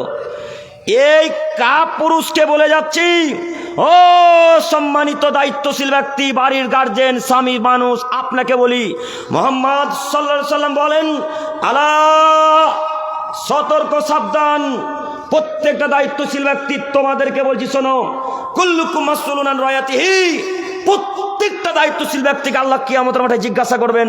হাদিস মুসলিম মিসকাত। পৃথিবীর মানুষ, তোমরা মনে রেখো, তোমরা যেখানে দায়িত্ব পালন করছো, তোমরা যেখানে যা দায়িত্ব পালন করছো, প্রত্যেকটা দায়িত্বশীল ব্যক্তিকে আল্লাহ তাআলা জিজ্ঞাসা করবেন। সেই দিন আল্লাহ যদি জিজ্ঞাসা করে, ও আব্দুর রহমান সাহেব, আপনার মেয়ে বন্ধনওয়ালার কাছে গিয়েছিল, আপনি কি করছিলেন? এই কথার উত্তর কেমনে দিবেন আল্লাহকে? কিভাবে দিবেন? বন্ধন নিলেন আপনি স্ত্রী কোনো বন্ধনওয়ালার কাছে, পাপ তো করলেন আপনি, পাপ আপনি পরিপূর্ণ করে মিটান, স্ত্রী কেন? আপনাকে বলিনি বন্ধন নিলে দুইটা পাপ হয়। এক, বন্ধন নিয়ে সুদের মতো পাপ করেছেন। দুই, বন্ধনওয়ালার কাছে স্ত্রীকে পাঠিয়ে আর একটা পাপ করেছেন। তো একটা পাপের জন্য আর একটা পাপ এক্সট্রা হলো না? এই লোকটা এখন তাহাজ্জুদ দিয়ে জান্নাত কিনতে আর পারবে না। মুহাম্মদ সাল্লাল্লাহু আলাইহি ওয়াসাল্লামের বাণী একটু পরে পেশ করি। এখানে আর দুই একটি কথা, সেটা হচ্ছে এই, আপনার স্ত্রী যখন বাড়িতে আপনার সামনে থাকে, তখন ওই ধান ভাপা কাপড় পরে আপনার সামনে থাকে। ধান ভাপা কাপড় বুঝেন? ধান সেদ্ধ করেন না আপনারা চাষি মানুষ নন? ধান সেদ্ধ করা কাপড় পরে আপনার সামনে থাকে, বা যে কাপড়টা পরে পাট ছড়ায়, বা যে কাপড়টা সদা সর্বদাই পরে থাকে, সেটা পরে আপনার সামনে থাকে। আর যখন বন্ধনওয়ালার কাছে যায়, তখন কত সুন্দর সাজগুজ করে আতর সেন মেখে নতুন চুড়িদার ব্রেসলেট পরে তারপরে বন্ধনওয়ালার কাছে যায়, তাই না? এই বাক্যটুকু মনে রাখার একটা হাদিস পেশ করি, তারপর আমি এখানে আসি। আয়েশা রাদিয়াল্লাহু তাআলা আনহা বলেন, আমি ছোট মহিলা ধুলাবালিতে বাড়ির দূরে গিয়ে সামনে গিয়ে খেলাধুলা করছি। তো আমি ধুলাবালিতে খেলছি, তো আমার দিদি আসমা আর আমার বান্ধবীরা আমার কাছে আসলো, আমার বন্ধুরা আমার কাছে আসলো। আমার দিদি আর আমার বান্ধবীরা আমাকে ধরে নিয়ে গিয়ে ধুলাগুলাকে পরিষ্কার করে দিলেন। আম্মা জান আয়েশা রাদিয়াল্লাহু তাআলা আনহা ছোট নারী, কম বয়সের নারী। তো তার দিদি আসমা রাদিয়াল্লাহু তাআলা আনহা তার হাত পাকে মুখ হাতকে ধৌত করে দিয়ে ধুয়ে দিয়ে খুব সুন্দর করে সাজগুজ করালেন। কেন? আয়েশাকে এখন সাজানো হচ্ছে মোহাম্মদের সাথে, তার এখন বাসুরাত, তাই সাজানো হচ্ছে। আয়েশা রাদিয়াল্লাহু তাআলা আনহা নিজস্ব বিবরণ পেশ করে বলছেন, আমি আয়েশা সাজগুজ করলাম আমার স্বামীর জন্যে, মোহাম্মদ সাল্লাল্লাহু আলাইহি ওয়াসাল্লাম আমার স্বামী, তার সাথে আমার বাসুরাত, তাই আমার বান্ধবী আর আমার দিদিরা আমাকে সাজিয়ে গুছিয়ে দিল। আমি এখন বলতে চাচ্ছি, আয়েশা সাজগুজ করলেন কার জন্যে? কথা বলে না, আপনাদের মুখে তালা পড়ে গেল। আয়েশা রাদিয়াল্লাহু তাআলা আনহা কার জন্য সাজলেন? স্বামীর জন্যে। তো আয়েশা বলছেন, স্বামীর কাছে আমি যাব তাই সাজগুজ করলাম। তো আম্মা জান আয়েশা স্বামীর কাছে যাওয়ার জন্য এত সুন্দর সাজগুজ করে যায়, আপনার স্ত্রী বন্ধনওয়ালার কাছে যায়, ওটা তার কয় নম্বর স্বামী? হ্যাঁ, ওটা তার কেমন স্বামী? কিসের জন্য সাজগুজ করে গেল? আল্লাহ নবী বলছেন, পৃথিবীতে দুটি পাপ রয়েছে মানুষ না করে পাপী। পৃথিবীতে দুটি পাপ রয়েছে মানুষ না করে পাপী। এক, কেউ যদি শুধু বলে উকামের ওকা, আসো জুয়া খেলেইনি, শুধু বলেছে আব্দুল করিম চ একটু জুয়া খেলি, সময় কাটে না, শুধু বলেছে, এখন তাসে হাত দেয়নি। 10 জন ফকিরকে এখন 100 কেজি করে চাল দিতে হবে। 10 জন ফকিরকে কত কিলো চাল? সোয়া কিলো করে 10 জন ফকিরকে চাল দিতে হবে। 1 2 যদি কোনো নারী সাজগুজ করে আতর সেন্ট মেখে কোনো পরপুরুষের সামনে দিয়ে যায়, আল্লাহ নবী বলেন ওই মহিলাটা ব্যভিচারিণী, ওই মহিলাটা ব্যভিচারিণী, ওই মহিলাটা ব্যভিচারী নারী। বলেন আপনার কন্যা, আপনার স্ত্রী আপনার চোখের সামনে দিয়ে ওই পরপুরুষের সামনে গেল আতর সেন্ট মেখে সুন্দর কাপড় পরে, আপনার স্ত্রী কেমন ব্যভিচারী নারী নয়? এখন আপনার স্ত্রী ব্যভিচার করেনি, কোনো পরপুরুষের সাথে ধরা পড়েনি, তারপর আল্লাহ নবী বলেন ও ব্যভিচারী নারী, ও জেনাকারী নারী, ও ব্যভিচারী নারী, ও জেনাকারী নারী। বলেন এই বাক্যকে কি দিয়ে ঠেকাবেন? এখন কি দিয়ে ঠেকাবেন? এই গ্রামের যত স্বামী আছে কারোর শরীরে কি রক্ত নাই? যা আছে সবই পুজ। এই গ্রামে যত পুরুষ মানুষ আছে কারোর শরীরে রক্ত নাই? যা আছে সবই পুজ। আমি আব্দুল করিম রামিনুল ইসলাম ফারাক্কা থেকে শঙ্করপুরে বিবাহ করব, আমি দেখার অধিকার রাখি, বন্ধনওয়ালা দেখার অধিকার রাখে না। তো আমার স্ত্রীকে আমি দেখবো, খাওয়াবো আমি, পড়াবো আমি, ওষুধ পানি খরচা করার টাকাও দেবো আমি, আর ধাক্কা মারবে বন্ধনওয়ালার লোকে? হ্যাঁ, পুরুষ মানুষের কি কারো শরীর রক্ত নাই? যা আছে সবই পুজ ভরা। যদি পুজ ভিতরে থেকে থাকে, আজকে জঙ্গিপুর হসপিটাল গিয়ে সব পুজকে বের করে রক্ত ভরার চেষ্টা করিয়েন। কা পুরুষ আপনি? আপনার তো পুরুষকে আমরা পুরুষ মনে করি না। এই জন্য আল্লাহ নবী আপনাকে বারবার বললেন ইয়া মাশাআল্লাহ সাবাব মানিস্তাতা মিনকুল বাত ফালিয়াতাজাওয়াজ।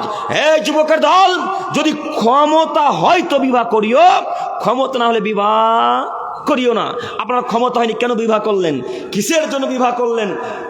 আপনার তো ক্ষমতা এখন পর্যন্ত হয়নি, আপনার বিবাহ করা উচিত হয়নি। আপনাকে রোজা রেখে রেখে রেখে রেখে রেখে রেখে যৌন ক্ষমতা ব্যক্তিকে আল্লাহ কিয়ামতের মাঠে জিজ্ঞাসা করবেন। এবার একটা হাদিস পেশ করি, 2টা হাদিসের ব্যাখ্যা একসাথে। এই হাদিসটা বুখারী মুসলিম, এর যে হাদিসটা পেশ করতে যাচ্ছি নাসাই মিসকাতের হাদিস। একটা আপনারা আমার দিকে চেয়ে থাকেন। আমার ইবনে ইয়াসার রাদিয়াল্লাহু তাআলা আনহু বলেন রাসূল সাল্লাল্লাহু আলাইহি সাল্লাম বলেছেন সালাসাতুন কদ হারামাল্লাহু আলাইহিম আল জান্নাহ। আল্লাহ তাআলা 3 শ্রেণীর মানুষের উপর জান্নাতকে হারাম করে দিয়েছেন। কয় শ্রেণীর মানুষের উপরে? 3 শ্রেণীর লোকের উপর জান্নাত হারাম করেছেন কে? আল্লাহ।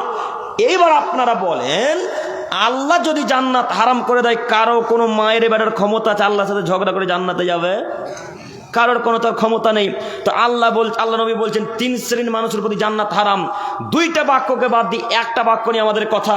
3 নম্বর আল্লাহ নবী বললেন আদ-দায়ুস আল্লাযী ইউকিরু ফি আহলিহিল খাবাস। বাড়িতে যে লোকটা বেহায়া আপনার সুযোগ দিল, এই লোকটার প্রতি জান্নাত হারাম। আব্দুল করিম সাহেব, দায়ুস কে? যার স্ত্রী বিনা বোরখা আজকে মেলাতে গেছে সে।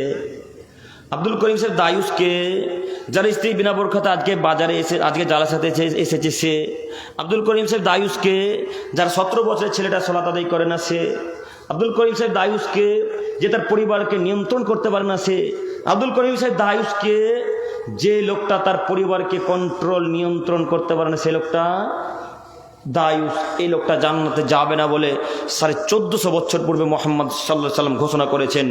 এবার আপনাকে বলি, দায়িত্ব আপনি আপনার মেয়ের নিয়েছেন, এ কথা আল্লাহ নবী বলছেন। দায়িত্ব আপনি আপনার স্ত্রীর নিয়েছেন, এ কথা আল্লাহ নবী বলছেন। দায়িত্ব আপনি আপনার ছেলের নিয়েছেন, এ কথা আল্লাহ নবী বলছেন।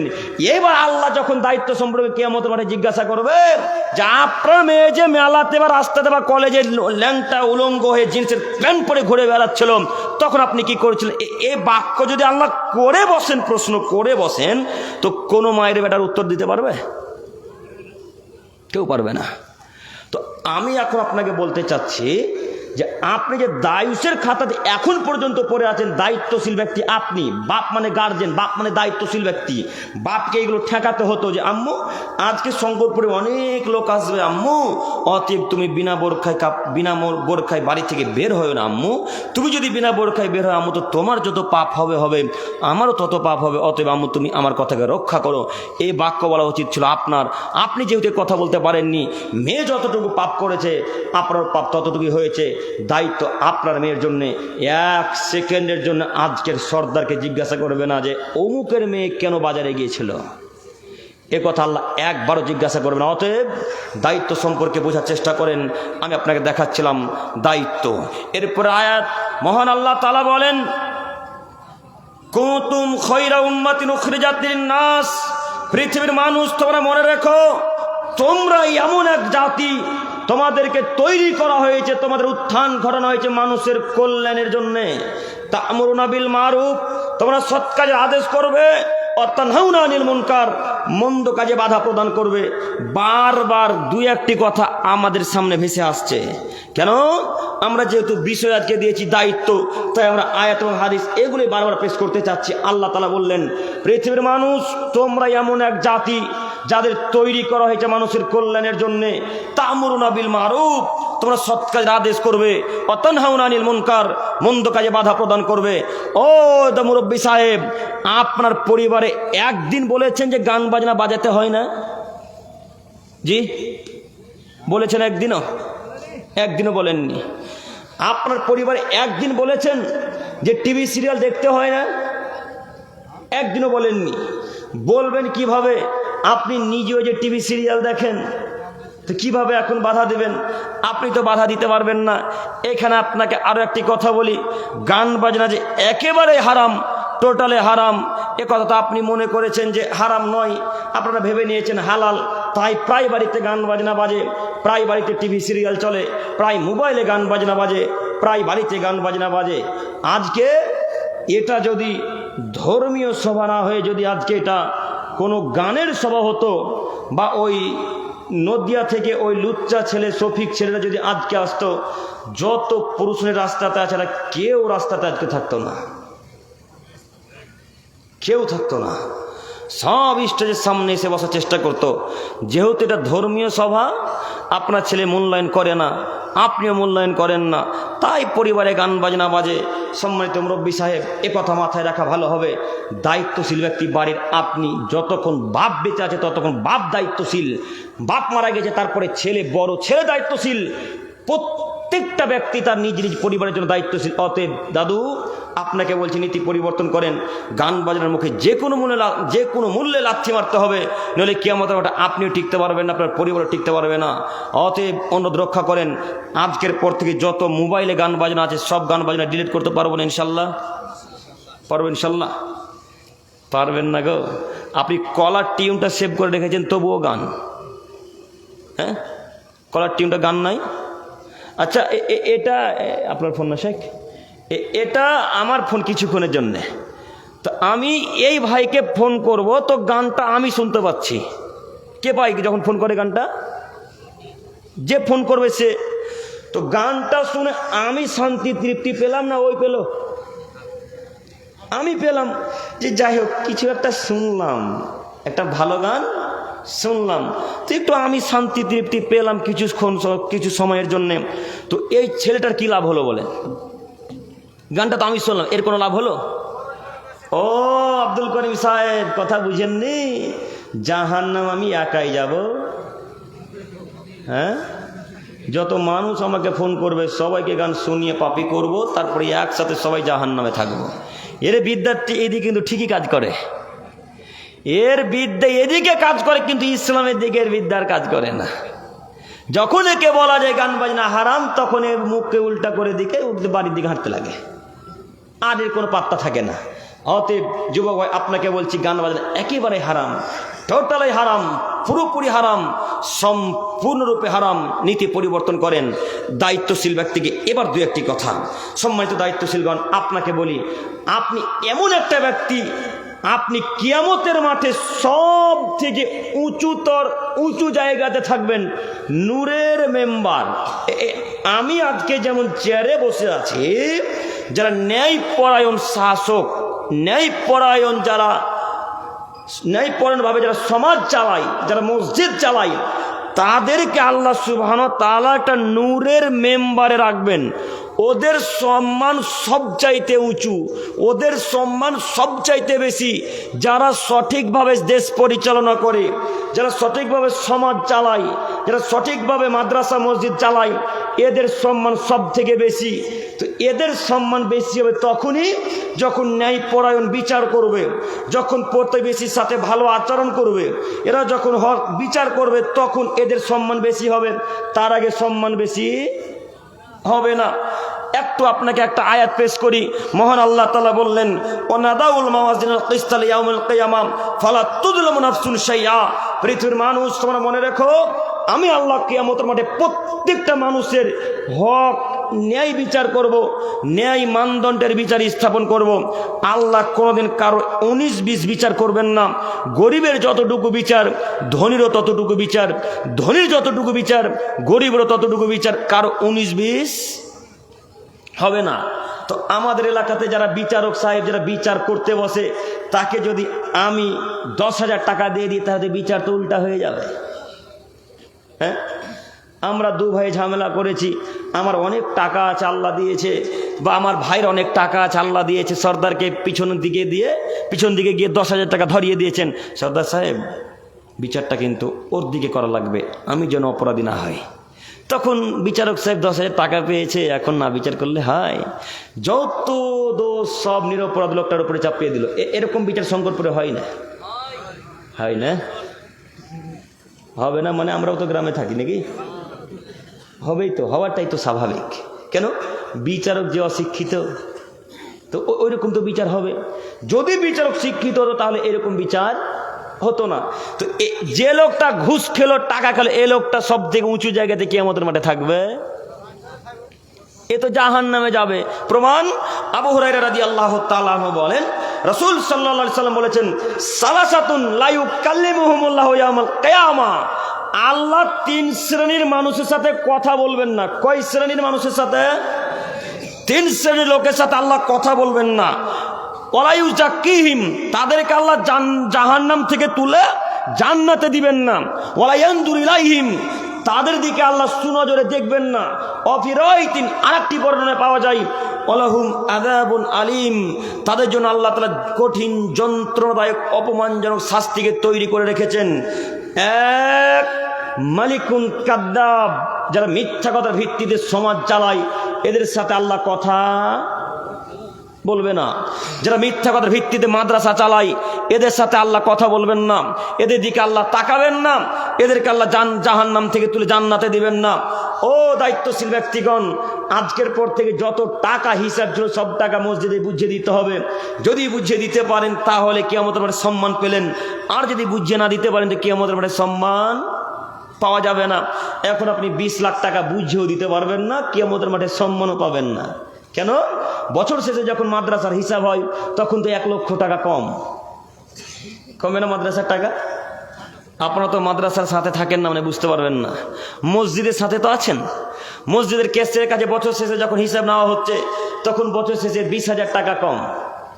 হ্যাঁ, এই লোকটা যে টাকা মেরে খেলো, যত টাকা তার পকেটে থাকলে এই লোকটা এখন কিয়ামতের মাঠে ওই নূরের মেম্বারে থাকবে? এই লোকটা তো নূরের মেম্বার এখন থাকবে না। তো নূরের মেম্বারের দায়িত্বশীল ব্যক্তি ওরাই থাকবে যে ন্যায়পরায়ণভাবে বিচার করলো, সঠিকভাবে টাকা যেমনভাবে নিল ঠিক সেইভাবে টাকা সমাজকে বুঝিয়ে দিল, তারাই ওইভাবে সম্মানিত জায়গায় থাকবে, তার আগে নয়। সম্মানিত উপস্থিতি, মাথায় কথা রাখা ভালো হবে। কিয়ামতের মাঠে 7 শ্রেণীর লোক আল্লাহর বিশেষ ছায়ায় স্থান পাবে। কিয়ামতের মাঠে 7 শ্রেণীর লোক আল্লাহর বিশেষ ছায়ায় স্থান পাবে। তার 1 শ্রেণীর মানুষ ন্যায়পরায়ণ শাসক, ন্যায়পরায়ণ বিচারক, যারা সত্য বিচার করে, তারা কিয়ামতের মাঠে আল্লাহর বিশেষ ছায়া তলে থাকবে। আল্লাহর আরশের ছায়া ব্যতীত সেদিন কোনো ছায়া থাকবে না। এত বড় বড় অট্টালিকা, এত বড় বড় বটগাছ, এত বড় বড় দামি দামি গাছ, বিশাল বিশাল বৃক্ষ, এত বড় বড় বাড়ি, এত বড় বড় গাড়ি, কিছু সেদিন থাকবে না। একটাই ছায়া থাকবে, সেদিন আরশের ছায়া। এই আরশের ছায়ার তলে ওই লোকটাই স্থান পাবে যে লোকটা ন্যায় পরায়ণ শাসক, সৎ বিচার করেছে, হক বিচার করেছে। এই লোকটা আল্লাহর আরশের ছায়ায় স্থান পাবে। তা ব্যতীত আর কেউ তার আরশের ছায়া পাবে না। সম্মানিত দায়িত্বশীলগণ, সেদিন কিয়ামতের মাঠে যদি আরশের ছায়ায় পেতে চান, সেদিন কিয়ামতের মাঠে যদি আল্লাহর আরশের ছায়ায় অংশগ্রহণ করতে চান, তাহলে যে কোনো মূল্যে ন্যায় বিচার করতে পারবো না আজকে থেকে, ইনশাল্লাহ পারবো ইনশাল্লাহ। সমাজে যত টাকা নিয়েছিলেন সমস্ত টাকা বুঝিয়ে দিতে হবে, নইলে টাকার হিসাব যদি না বুঝিয়ে দিতে পারেন কিয়ামতের মাঠে আপনি টিকতে পারবেন না। অতএব মিথ্যুক শাসকের সাথে আল্লাহ কথা বলবেন না। একটু আপনাকে বুঝাই, হাদিস কত যে পেশ করি, কটা যে মনে রাখতে পারবেন আমিও বলতে পারছি না। তবে আরবি যদি মনে না রাখতে পারি, বাংলা অন্তত কিছু তো মনে রাখতে পারবেন ইনশাল্লাহ। কিছু মনে রাখেন, আজকে এখানে উপকার হবে আমি মনে করেছি। আপনাকে দেখাচ্ছি, যারা সমাজের 20,000 টাকা মেরে খেলো এদের অবস্থা কেমন, আর যারা 20 লক্ষ টাকা সমাজের মেরে খেলো এদের অবস্থা কেমন। একটু এই কথাটুকু বলে আমি আবার এখানে ফিরে আসছি, একটা বুখারী মুসলিমের হাদিস পেশ করি, নইলে বুঝতে পারবেন না। আবু হুরায়রা রাদিয়াল্লাহু তাআলা আনহু বলেন, রাসূল সাল্লাল্লাহু আলাইহি সাল্লাম বলেছেন, রাসূলুল্লাহ সাল্লাল্লাহু আলাইহি সাল্লামকে একটা গোলাম উপহার দেওয়া হয়েছিল, ইউকালু লাহু মিদআম। ওই মেয়ে লোকটার নাম ছিল মিদআম।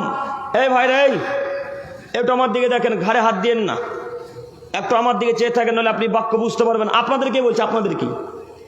আমার দিকে দেখেন, আপনাকে আমি অনুরোধ জানাচ্ছি, একটু এক খেলে চেয়ে থাকেন। মুহাম্মদ সাল্লাল্লাহু আলাইহি সাল্লামকে একটা গোলাম উপহার দেওয়া হয়েছিল, ওই গোলামটার নাম ছিল মিদআম। এই লোকটা রাসূলের খিদমত করতেন, সাহাবী মানুষ। লোকটা আল্লাহ রাসূলের খিদমত করতেন, সাহাবী মানুষ। রাসূল সাল্লাল্লাহু আলাইহি সাল্লামের উটের পিঠের উপর থেকে এক পর্যায়ে হাউদা নামাচ্ছিলেন। হাউদা নামাতে নামাতে নামাতে হঠাৎ কোন দিক থেকে যে একটা তীর আসলো, তীর আসা মাত্রই মিদআমের গায়ে লাগলো। যেমনই মিদআমের শরীরে লাগা, মিদআম সঙ্গে সঙ্গে মৃত্যুবরণ করলেন। তো আশেপাশে বিখ্যাত বিখ্যাত বড় বড় সাহাবায়ে কেরামগণ দাঁড়িয়ে আছেন। সব সাহাবায়ে কেরামগণ নিজ নিজ ভাষাতে বলতে শুরু করলেন, হানিয়াল্লাহুল জান্নাহ, মিদআম জান্নাতি মানুষ। হানিয়াল্লাহুল জান্নাহ, মিদআম জান্নাতি ব্যক্তি। হানিয়াল্লাহুল জান্নাহ, মিদআম জান্নাতে যাবে। কেন? মিদআম শহীদ হয়ে মারা গেল, মিদআম জান্নাতি মানুষ, মিদআম শহীদ হয়ে মারা গেছে, মিদআম জান্নাতে যাবে। এই কথা মুহাম্মদ সাল্লাল্লাহু আলাইহি সাল্লামের কানে পৌঁছেছে। রাসূলের কানে যেমনই বাক্য পৌঁছা, আল্লাহ নবী ভেতর থেকে এসে সাহাবায়ে কেরামগণ বলছেন, কে বলল মিদআম জান্নাতে যাবে? কাল্লা, কখনো নয়, মিদআম জান্নাতে যাবে না। আল্লাযী নাফসি বিয়াদিহি, সেই আল্লাহর কসম করে বলছি যার হাতে আমার জান রয়েছে, সেই রবের কসম করে বলছি, মিদআম জান্নাতে যাবে না, মিদআম জাহান্নামে যাবে, মিদআম জাহান্নামে যাবে, মিদআম জাহান্নামে যাবে। কেন? মিদআম খাইবারের যুদ্ধের মাল বন্টন হওয়ার পূর্বে একটা চাদর চুরি করেছিল। মিদআম খাইবারের যুদ্ধের মাল বন্টন হওয়ার পূর্বে একটা চাদর আত্মসাৎ করেছিল। এই চাদরটা মিদআমকে ধরার জন্য জাহান্নামের আগুনে তাকে উৎক্ষিপ্ত করে ফেলেছে। মিদআমকে যেমনই কবর রাখা হবে, জাহান্নামের চাদরটা তাকে ধরে এসে জ্বালিয়ে পুড়িয়ে একাকার করে দেবে। এই বলে মুহাম্মদ সাল্লাল্লাহু আলাইহি সাল্লাম বলতেই আছেন, কথা বলতেই আছেন। উপস্থিত সাহাবায়ে কেরামগণ যে যা চুরি করেছিলেন সব রাসূলের কাছে নিয়ে এসে উপস্থিত। যে যা নিয়েছেন, কেউ নিয়েছেন জুতার ফিতা, কেউ নিয়েছেন জুতা, কেউ নিয়েছেন চাদর, যে যা নিয়েছে রাসূলের কাছে নিয়ে এসে উপস্থিত। তো একটা সাহাবী জুতার ফিতাকে চুরি করে নিয়ে বাড়ি চলে গিয়েছিলেন। ভাগ বন্টন হয়নি তার আগেই, বন্টন হয়নি তার আগে বাড়ি চলে গিয়েছিলেন। তো তারা তো সাহাবী মানুষ, তাদের ঈমান আর আমাদের ঈমান কোথায়?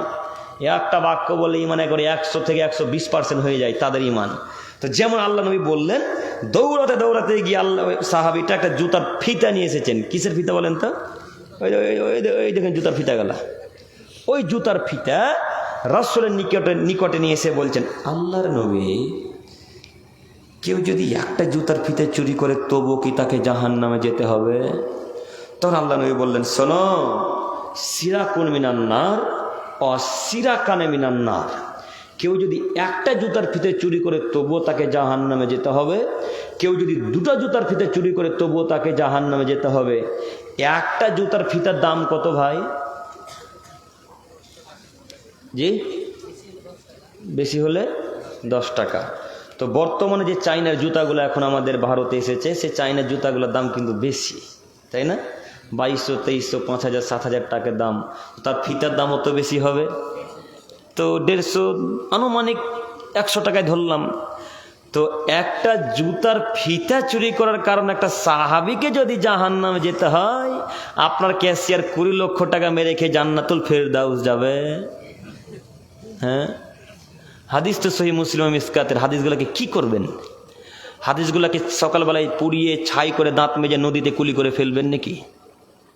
কি করবেন? এত বড় বড় হাদিস বুখারী, মুসলিম, মিসকাত, আবু দাউদে পড়ে আছে, একবার করে চোখে পড়ে না? দায়িত্ব এমনি নিয়ে বসে আছেন। দায়িত্ব তো নিয়েছেন। সমাজের ওই জুমার দিনে যে টাকাগুলা ওঠে, সে টাকাগুলাও চুরি হয়। নাউজুবিল্লাহি মিন জালিক। ছি ছি ছি ছি ছি। এমন একটা লোককে দায়িত্ব দিয়েছেন যে লোকটা সব টাকা বুক পকেটে রাখে। তো বুক পকেটে রাখতে রাখতে বাড়ি যাচ্ছিলেন। তো বাড়ি যেতে যেতে যেতে আপনাদের খোসালপুর নদীতে ইলিশ মাছ ধরা পড়েছে।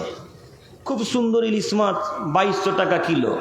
তো দেখে খুব ভালো লেগেছে, তো ভাই দাম কত? না তো 2200 টাকা কিলো, 2000 টাকা হলে নিতাম। হ্যাঁ নেন। তখন ওই শুক্রবারে যে টাকাগুলো উঠেছিল সেই টাকা দিয়ে 500 মাছ বাড়ি নিয়ে চলে গেল। এই টাকা কিন্তু আর তার অ্যাকাউন্টে বাক্সে আর রাখেননি। যত সপ্তাহ মসজিদে আস প্রত্যেক সপ্তাহে কিছু না কিছু বাড়ি নিয়ে চলে যায়। বছর শেষে যখন হিসাব হয় তখন 20,000 টাকা কমে গেছে। তো ওই 20,000 টাকা ইহুদিরা ইসরায়েল থেকে চুরি করতে এসেছিল না আপনার সর্দার কেসের খেয়েছে? জি, এরা কথাই বলে না গো। আচ্ছা একটা কথা বলেন তো, চেয়ারে কি আপনারা আছেন না আমি? তো যদি শঙ্করপুরের মানুষ মারে তো আমাকে মারবেন আপনাদেরকে? আমাকে। তো কথা বলতে যে আপনারা ভয় করছেন গো, হ্যাঁ কথা বলতে আপনাদেরকে ভয় লাগে? আমি তো বলে এসেছি আমি শুধু দোয়া করিয়েন, এতটুকু আপনার কাজ। বাঁচা মরণ কার হাতে? আল্লাহর হাতে। আপনারা তো খোসালপুর যেতে যেতে আমাকে মেরে দিতেও পারেন, তাই না? তো মেরে তো সবাই দিতে পারে, তো কিয়ামতের মাঠে কি টিকতে পারবে? তো এই আশা নিয়ে তো এত জোরালো কণ্ঠে বক্তব্য রাখতে এসেছি। আপনি কেন ভয় করেন? আপনাকে আমি অনুরোধ জানাচ্ছি, যত দায়িত্বশীল ব্যক্তি আছে প্রত্যেকটা দায়িত্বশীল ব্যক্তিকে আমার অনুরোধ যে আজকে রিজাইন দেন, আজকেই। এমন একটা লোককে দায়িত্ব দেন যে লোকটা আমানতদারিতা বুঝে, যে লোকটা ঈমান বুঝে, যে লোকটা হাদিস কোরআনকে মান্যতা দেয়, এমন একটা লোককে দায়িত্ব দেন। নইলে মসজিদের টাকা আজকে হারিয়েছে, কালকে দেখবেন মসজিদ মাদ্রাসা ইহুদিদের হাতে বিচে দিয়েছে। দেখবেন কত প্রমাণ নেবেন যে মাদ্রাসা নিজের নামে করে নিয়েছে। এমনও প্রমাণ আছে যে মাদ্রাসা মসজিদ নিজের নামে করে নিয়েছে, তার জ্বলন্ত প্রমাণ ভালুকা, মালদা জেলা। সম্মানিত মুরব্বী সাহেব, আমি বলতে চাচ্ছিলাম কিয়ামতের মাঠে কি হলো? কিছু বললেন? ও আচ্ছা আচ্ছা, একটু আমার দিকে দেখেন। কিয়ামতের মাঠে যদি সব থেকে সম্মানিত ব্যক্তি হতে চান তাহলে ন্যায় পরায়ণ শাসক হওয়া লাগবে। ন্যায় পরায়ণ শাসক কে যে হয় এখন? কেউ যে ন্যায় পরায়ণ শাসক নয়। বিচার যার কাছে করতে যাচ্ছেন তার কাছে উল্টা বিচার পাচ্ছেন। আল্লাহ নবী এই জন্য বললেন, আল কুদাতুস সালাসা, 3 প্রকারের বিচারক পৃথিবীতে আছে। 2 প্রকারের বিচারক জাহান্নামী, 1 প্রকারের বিচারক জান্নাতি। যেই 2 প্রকারের বিচারক জাহান্নামে যাবে তার 1 প্রকারের বিচারক হচ্ছে যারা কোরআন এবং হাদিসের বাইরে বিচার করে। যারা কোরআন এবং হাদিসের বাইরে বিচার করে এরা জাহান্নামে যাবে। মুহাম্মদ সাল্লাল্লাহু আলাইহি সাল্লাম বলেন, 2 যে লোকটা কোরআনও বুঝে না হাদিসও বুঝে না, ওই লোকটা নিজের মন মতো দিয়ে বিচার করে। এরকম শঙ্করপুরের লোক নাই যে অন্তর যা বলে তাই বিচার করে, সমাজের লোকেরও কথা নিবে না, হাদিস কোরআনও নিবে না, ইমামদের তো কথা নিবেই না, মনে করেছে আমি সব থেকে দামি মানুষ। এরকম বিচারক জাহান্নামে যাবে। এ কথা আজ থেকে 1450 বছর পূর্বে মুহাম্মদ সাল্লাল্লাহু আলাইহি সাল্লাম মক্কার মরুভূমিতে বললেন। আর 1 প্রকারের বিচারক জান্নাতি, যেই বিচারক কোরআন এবং হাদিস থেকে বিচার করবে এই লোকটাই জান্নাতে যাবে। এরকম বিচারক আমরা এখন পর্যন্ত হতে পেরেছি? পারিনি। কবে যে পারি আল্লাহ। আল্লাহ, রাত্র তো গভীর হয়ে গেছে মালিক, তোমার নবী তো বলেছে গভীর রাত্রে দোয়া কবুল হয়। তো আল্লাহ তোমার কাছে ভিক্ষা চাইছি, তুমি আমাদের দায়িত্বশীলদেরকে সৎ বিচার করার তৌফিক দান করো, সকলে বলি আমিন। আল্লাহ, বিশেষ করে যারা দায়িত্বশীল ব্যক্তি, নেতৃত্বশীল ব্যক্তি যারা, আল্লাহ তাদেরকে তুমি দায়িত্ব সম্পর্কে প্রথমত বোঝার তৌফিক দান করো, সকলে বলি আমিন। সম্মানিত মুরব্বী সাহেব, আপনাকে আমি আরো কয়েকটা হাদিস দেখাই, বুখারী মুসলিম। মাকিল ইবনে ইয়াসার রাদিয়াল্লাহু তাআলা আনহু বলেন, রাসূল সাল্লাল্লাহু আলাইহি সাল্লাম বলেছেন, মা মিন ওয়ালিন ইয়ালি রাইয়াতা মিনাল মুসলিমিনা ফায়ামুতু ওয়া হুয়া গাসসুল লাহুম। যদি কোনো মানুষ কোনো মুসলমানের দায়িত্ব গ্রহণ করে, একটু মনোযোগ দিয়ে শ্রবণ করেন, খুব গুরুত্বপূর্ণ হাদিস, বুখারী মুসলিমের। আল্লাহ নবী বলছেন, যদি কোনো মানুষ কোনো মুসলমানের দায়িত্ব গ্রহণ করে আর সেই দায়িত্ব যদি সঠিকভাবে পালন করতে না পারে, ইল্লা হারামাল্লাহু আলাইহিল জান্নাহ, আল্লাহ তার প্রতি জান্নাতকে হারাম করে দিয়েছেন। কে জান্নাত হারাম করেছেন? আল্লাহ। দায়িত্ব যদি সঠিকভাবে কেউ পালন না করতে পারে তাহলে তার প্রতি জান্নাত হারাম। একটা হাদিস, আর একটা হাদিস বলি, 2টা হাদিসের ব্যাখ্যা একসাথে ইনশাআল্লাহ।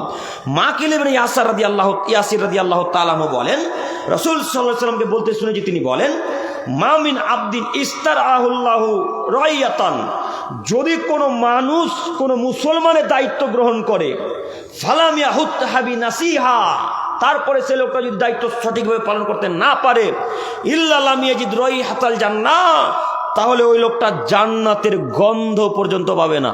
দুইটা হাদিস কিন্তু বুখারী মুসলিমের। এক, দায়িত্ব সঠিকভাবে পালন করতে না পারলে সে লোকটা জান্নাতে যাবে না, উপরের হাদিস। দুই, যদি কোনো মানুষ দায়িত্ব সঠিকভাবে পালন করতে না পারে এই লোকটা জান্নাতের গন্ধ পাবে না। এখানে একটি কথা মনে রাখবেন, জান্নাতের গন্ধ 1 মাসের দূরত্বের পথ হতে পাওয়া যায়। কত মাসের দূরত্বের পথ? 1 মাসের দূরত্বের পথ। আজকে এখান থেকে একটা দ্রুতগামী যানবাহন ছুটতে শুরু করবে। বর্তমান যুগে সব থেকে দ্রুতগামী যানবাহনের নাম কি? রকেট, তাই না? মোহাম্মদ সাল্লাল্লাহু আলাইহি ওয়াসাল্লামের যুগেতে রকেট ছিল না। আব্দুল করিম ভাই, আপনি কেমন কথা বলছেন? রাসূলের যুগের উদাহরণ দিয়ে বুঝান, আমরা সেটা বিশ্বাস করতে চাই। জি, ওটাই বলি। রাসূল সাল্লাল্লাহু আলাইহি ওয়াসাল্লামের যুগে সব থেকে দ্রুতগামী যানবাহনের নাম কি? ঘোড়া। একটা হিষ্ট পুষ্ট তাজা মোটা ঘোড়া 1 ঘন্টায় ছুটতে পারে 70 থেকে 72 কিলোমিটার। একটা হিষ্ট পুষ্ট প্রাপ্তবয়স্ক ঘোড়া 1 ঘন্টায় ছুটতে পারে 70 থেকে 72 কিলোমিটার। এই দ্রুতগামী ঘোড়াটা আজকে এখান থেকে শঙ্করপুরে ছুটতে শুরু করবে। ছুটতে ছুটতে ছুটতে ছুটতে ছুটতে ছুটতে ছুটতে ছুটতে ছুটতে গিয়ে যেখানে 1 মাস হবে ওইখানে থাকবে জান্নাত। আর এইখানে যদি কোনো মানুষ থাকবে জান্নাতের গন্ধ এখান থেকে পাবে। কিন্তু দুঃখের বিষয় হলো, খুব লজ্জাজনক বিষয় হলো, ওই লোকটা জান্নাতের গন্ধ পাবে না যে লোকটা দায়িত্ব সঠিকভাবে পালন করতে পারেনি। দায়িত্ব সঠিকভাবে পালন করতে কিভাবে পারেন, কিভাবে দায়িত্ব পালন করবেন? দায়িত্ব পালন করতে হলে তাকে নিজেকে পরিবর্তন আনা লাগবে। দায়িত্ব পালন করলে, সমাজ সংশোধন করলে আগে নিজেকে পরিবর্তন করা লাগবে। ওই গুণ তো আপনার মধ্যে একটাও নেই। আপনাদের এলাকায় বিবাহে গান বাজনা বাজে তো সর্দারও বিবাহ পড়াতে যায়, ক্যাশিয়ারও যায়, আর ইমাম সাহেব তো যাই। হ্যাঁ, যাই না? ভুল হয়ে গেল মনে হয়।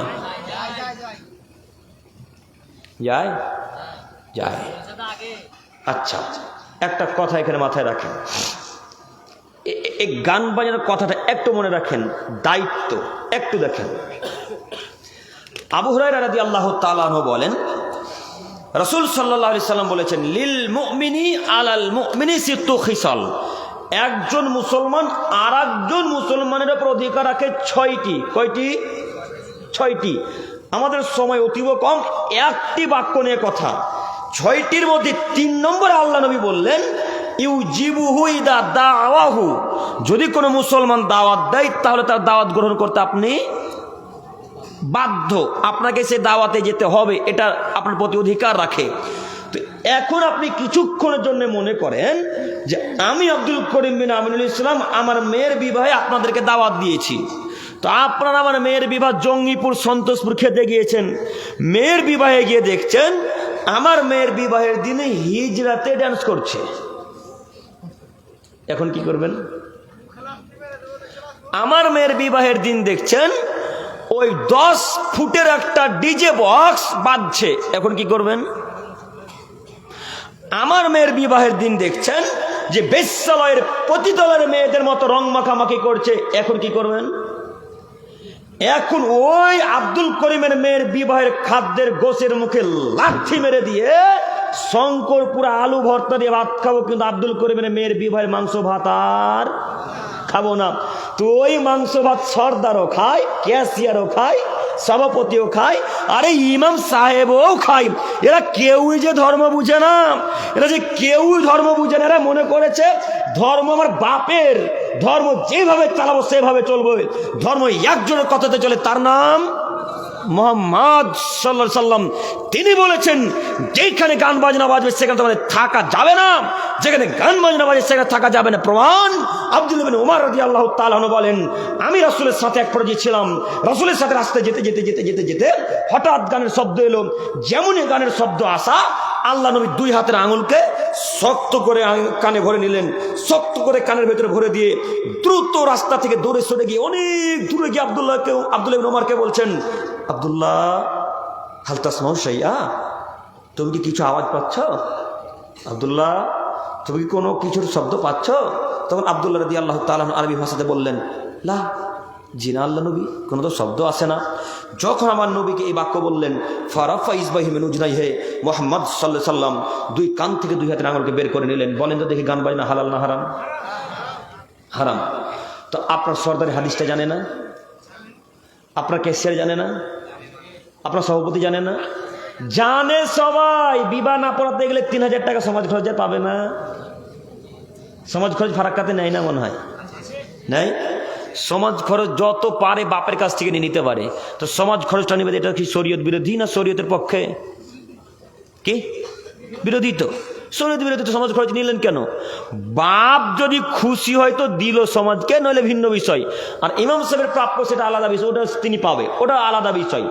সমাজ খরচের সাথে ইমাম সাহেবের প্রাপ্যের কোনো এখানে কোনো তুলনা নেই, এখানে কোনো সম্পর্ক নেই, তাই না? কথা বুঝেননি? আপনি বেঁধে দিলেন কেন যে 3000 টাকা না হলে বিবাহ পড়াবো না? কেন বাঁধলেন? এরা তো শরীয়ত বিরোধী। আপনাকে অনুরোধ করে যাচ্ছি, বাপ ছেলের বাপ যদি খুশি হয়ে বলে যে মসজিদে থাকলাম, 1000 টাকা মসজিদের কাজে লাগাইও, 1000 টাকা ফকির মিসকিনকে দিয়ে দিও, এটা তার বাপ যদি খুশি মনে দায়িত্ব নেবেন। তা আপনাদের রীতিনীতি এত খারাপ, 3000 টাকা যতক্ষণ না দেবে ততক্ষণ কিন্তু বিবাহ আর পড়া হয় না। এরা মনে করেছে বিবাহ পড়া হলো মানে সব শেষ, আর টাকাও দিবে না, কিছু দিবে না। তাই আগে টাকা দাও, তারপরে বিবাহ পড়াও। অতএব দায়িত্বশীলদেরকে আমি অনুরোধ করে বলতে চাচ্ছি, বিবাহ পড়ান। ওই বিবাহ পড়াবেন যে বিবাহে গান বাজনা নেই। আজকের পর থেকে যে বিবাহে গান বাজনা বাজবে, সর্দার, ক্যাশিয়ার, সভাপতি, এমএলএ, এমপি, মেম্বার, মন্ত্রী, কেউ সেই অনুষ্ঠানে যাবেন ইনশাল্লাহ। ইনশাল্লাহ এমপি, এমএলএ, মন্ত্রী, সর্দার সবাই পৃথিবী চলে যাক, আমরা যারা আল্লাহকে এক বলে বিশ্বাস করি, মোহাম্মদকে মেনে নিয়েছি, আমরা অন্তত কেউ যাবেন ইনশাল্লাহ। আমার যুবক ভাইরা আপনারা পারবেন না?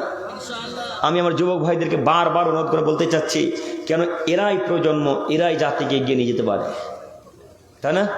এরাই গান বাজনার মুখে লাথি মারতে পারে, এরাই মদখোরের পাকে ভেঙে চূর্ণ বিচূর্ণ করে দিতে পারে, এরাই সমাজ থেকে টিভি সিরিয়ালকে উঠিয়ে দিতে পারে, এরাই সমাজ থেকে তাস খেলা, জুয়া খেলাকে উঠিয়ে দিতে পারে। তাছাড়া মুরব্বী সাহেবেরা আর পারবে না, কেন ওদের তো রক্তে তো জোরই নাই। এখন চলছে লাঠি নিয়ে, তাই না দাদু? এখন তো দাদুরা পারবে না, এখন করবে আমার যুবক ভাইরা, যাদের বয়স 18 থেকে 30-40-এর মধ্যে, এরাই পারে। তাছাড়া বৃদ্ধ 70 বছর 65 বছরের যুবক বৃদ্ধরা আর পারবে না। অতএব আমার যুবক ভাইদেরকে অনুরোধ করে বলতে চাচ্ছি, এই দায়িত্ব আপনারা নিতে পারবেন না? পারবো ইনশাল্লাহ। আজকের পর থেকে দায়িত্ব আমরা নিলাম। বলেন, আজকের পর থেকে দায়িত্ব আমরা নিলাম। আর কোনোদিন কোনো সমাজে যদি বিবাহ অনুষ্ঠানে গান বাজনা বাজে, ওই বিবাহ অনুষ্ঠানে অন্তত আমরা এবং ইমাম সাহেবকে যেতে দেবো ইনশাল্লাহ। আজকে যদি এই নীতি যদি আইন যদি পাস করতে পারেন, তো কাল থেকে আর কোনো মানুষ আর বিবাহে গান বাজনা বাজাবে? একটা বিবাহ বন্ধ করে দেন, একটা বেনামাজি জানাজা পড়া বন্ধ করে দেন, দেখেন কাল থেকে মসজিদে জায়গা দিতে পারবেন না। হ্যাঁ, মৌলবীকে বাদ দিয়ে দেবে মানে? তো মৌলবী সে ভাগ্য নিয়ে পৃথিবীর বুকে আসেনি? হ্যাঁ, এই যে দাদু, মৌলবী সে ভাগ্য নিয়ে আসেনি পৃথিবীর বুকে? এসেছে তো। তো ভাগ্যে যদি এইখানে রিজিক থাকে তো এখানেই হবে, কোনো মায়ের বেটা আটকাতে পারবে? আর যদি ভাগ্যে এখানে রিজিক না থাকে, ও শরীয়তের বিরুদ্ধে কথা বললেও এখানে থাকবে না, না বললেও থাকবে না, তাই না? তো ভাগ্যকে বিশ্বাস করা লাগবে। আমি শেষ পর্যায়ে এসে বলি, হে আমার যুবক ভাইয়েরা, বিশেষ করে যারা আপনারা দায়িত্বশীল ব্যক্তি, কমিটি, ভলেন্টিয়ার যারা দায়িত্ব পালন করছেন, আপনাদেরকে বলছি, আমি আবারও দায়িত্বশীল ব্যক্তিদেরকে অনুরোধ করছি, আপনারা একটু আমার সম্মুখে আসার চেষ্টা করেন। আপনাদেরকে নিয়ে আমার জরুরি কয়েকটি কথা। যারা বুকে পিঠে ব্যাচ নিয়ে ঘুরছেন, কমিটির দায়িত্ব পালন করছেন, আজকের সবার দায়িত্ব নিয়েছেন, আপনাদের প্রতি আমার জোরালো আবেদন এতটুকু যে আপনারা যে কোনো মূল্যে স্টেজের সামনে আসুন। আপনারা এলেই আমরা ইতি করবো ইনশাল্লাহ। সম্মানিত দিনী ভাই, আপনাদেরকে আবার অনুরোধ করছি, আপনারা একটু অতীব তাড়াতাড়ি, অতি সত্বর আসার চেষ্টা করুন। আর দু একটি কথা, যদি না আসে কি করা যায়? আসবে ইনশাল্লাহ, না? আপনারা একটু আসুন স্টেজের সামনে, স্টেজের উপরে চলে আসেন। তো আপনারা যত দায়িত্বশীল আছেন এখন বর্তমানে এখানে, কেউ এখানে নেই? ওই ভাইটা আসছে নাকি? আসেন, তাড়াতাড়ি আসেন। কই গো দায়িত্বশীলেরা? এই যে ভাই, আপনি আছেন না? আসেন। দায়িত্বশীলগণেরা আসেন। আমি ভাবছি আপনি উঠে চলে যাচ্ছেন। আসুন আসুন, তাড়াতাড়ি আসুন। আচ্ছা, দায়িত্বশীলগণ আস্তে আস্তে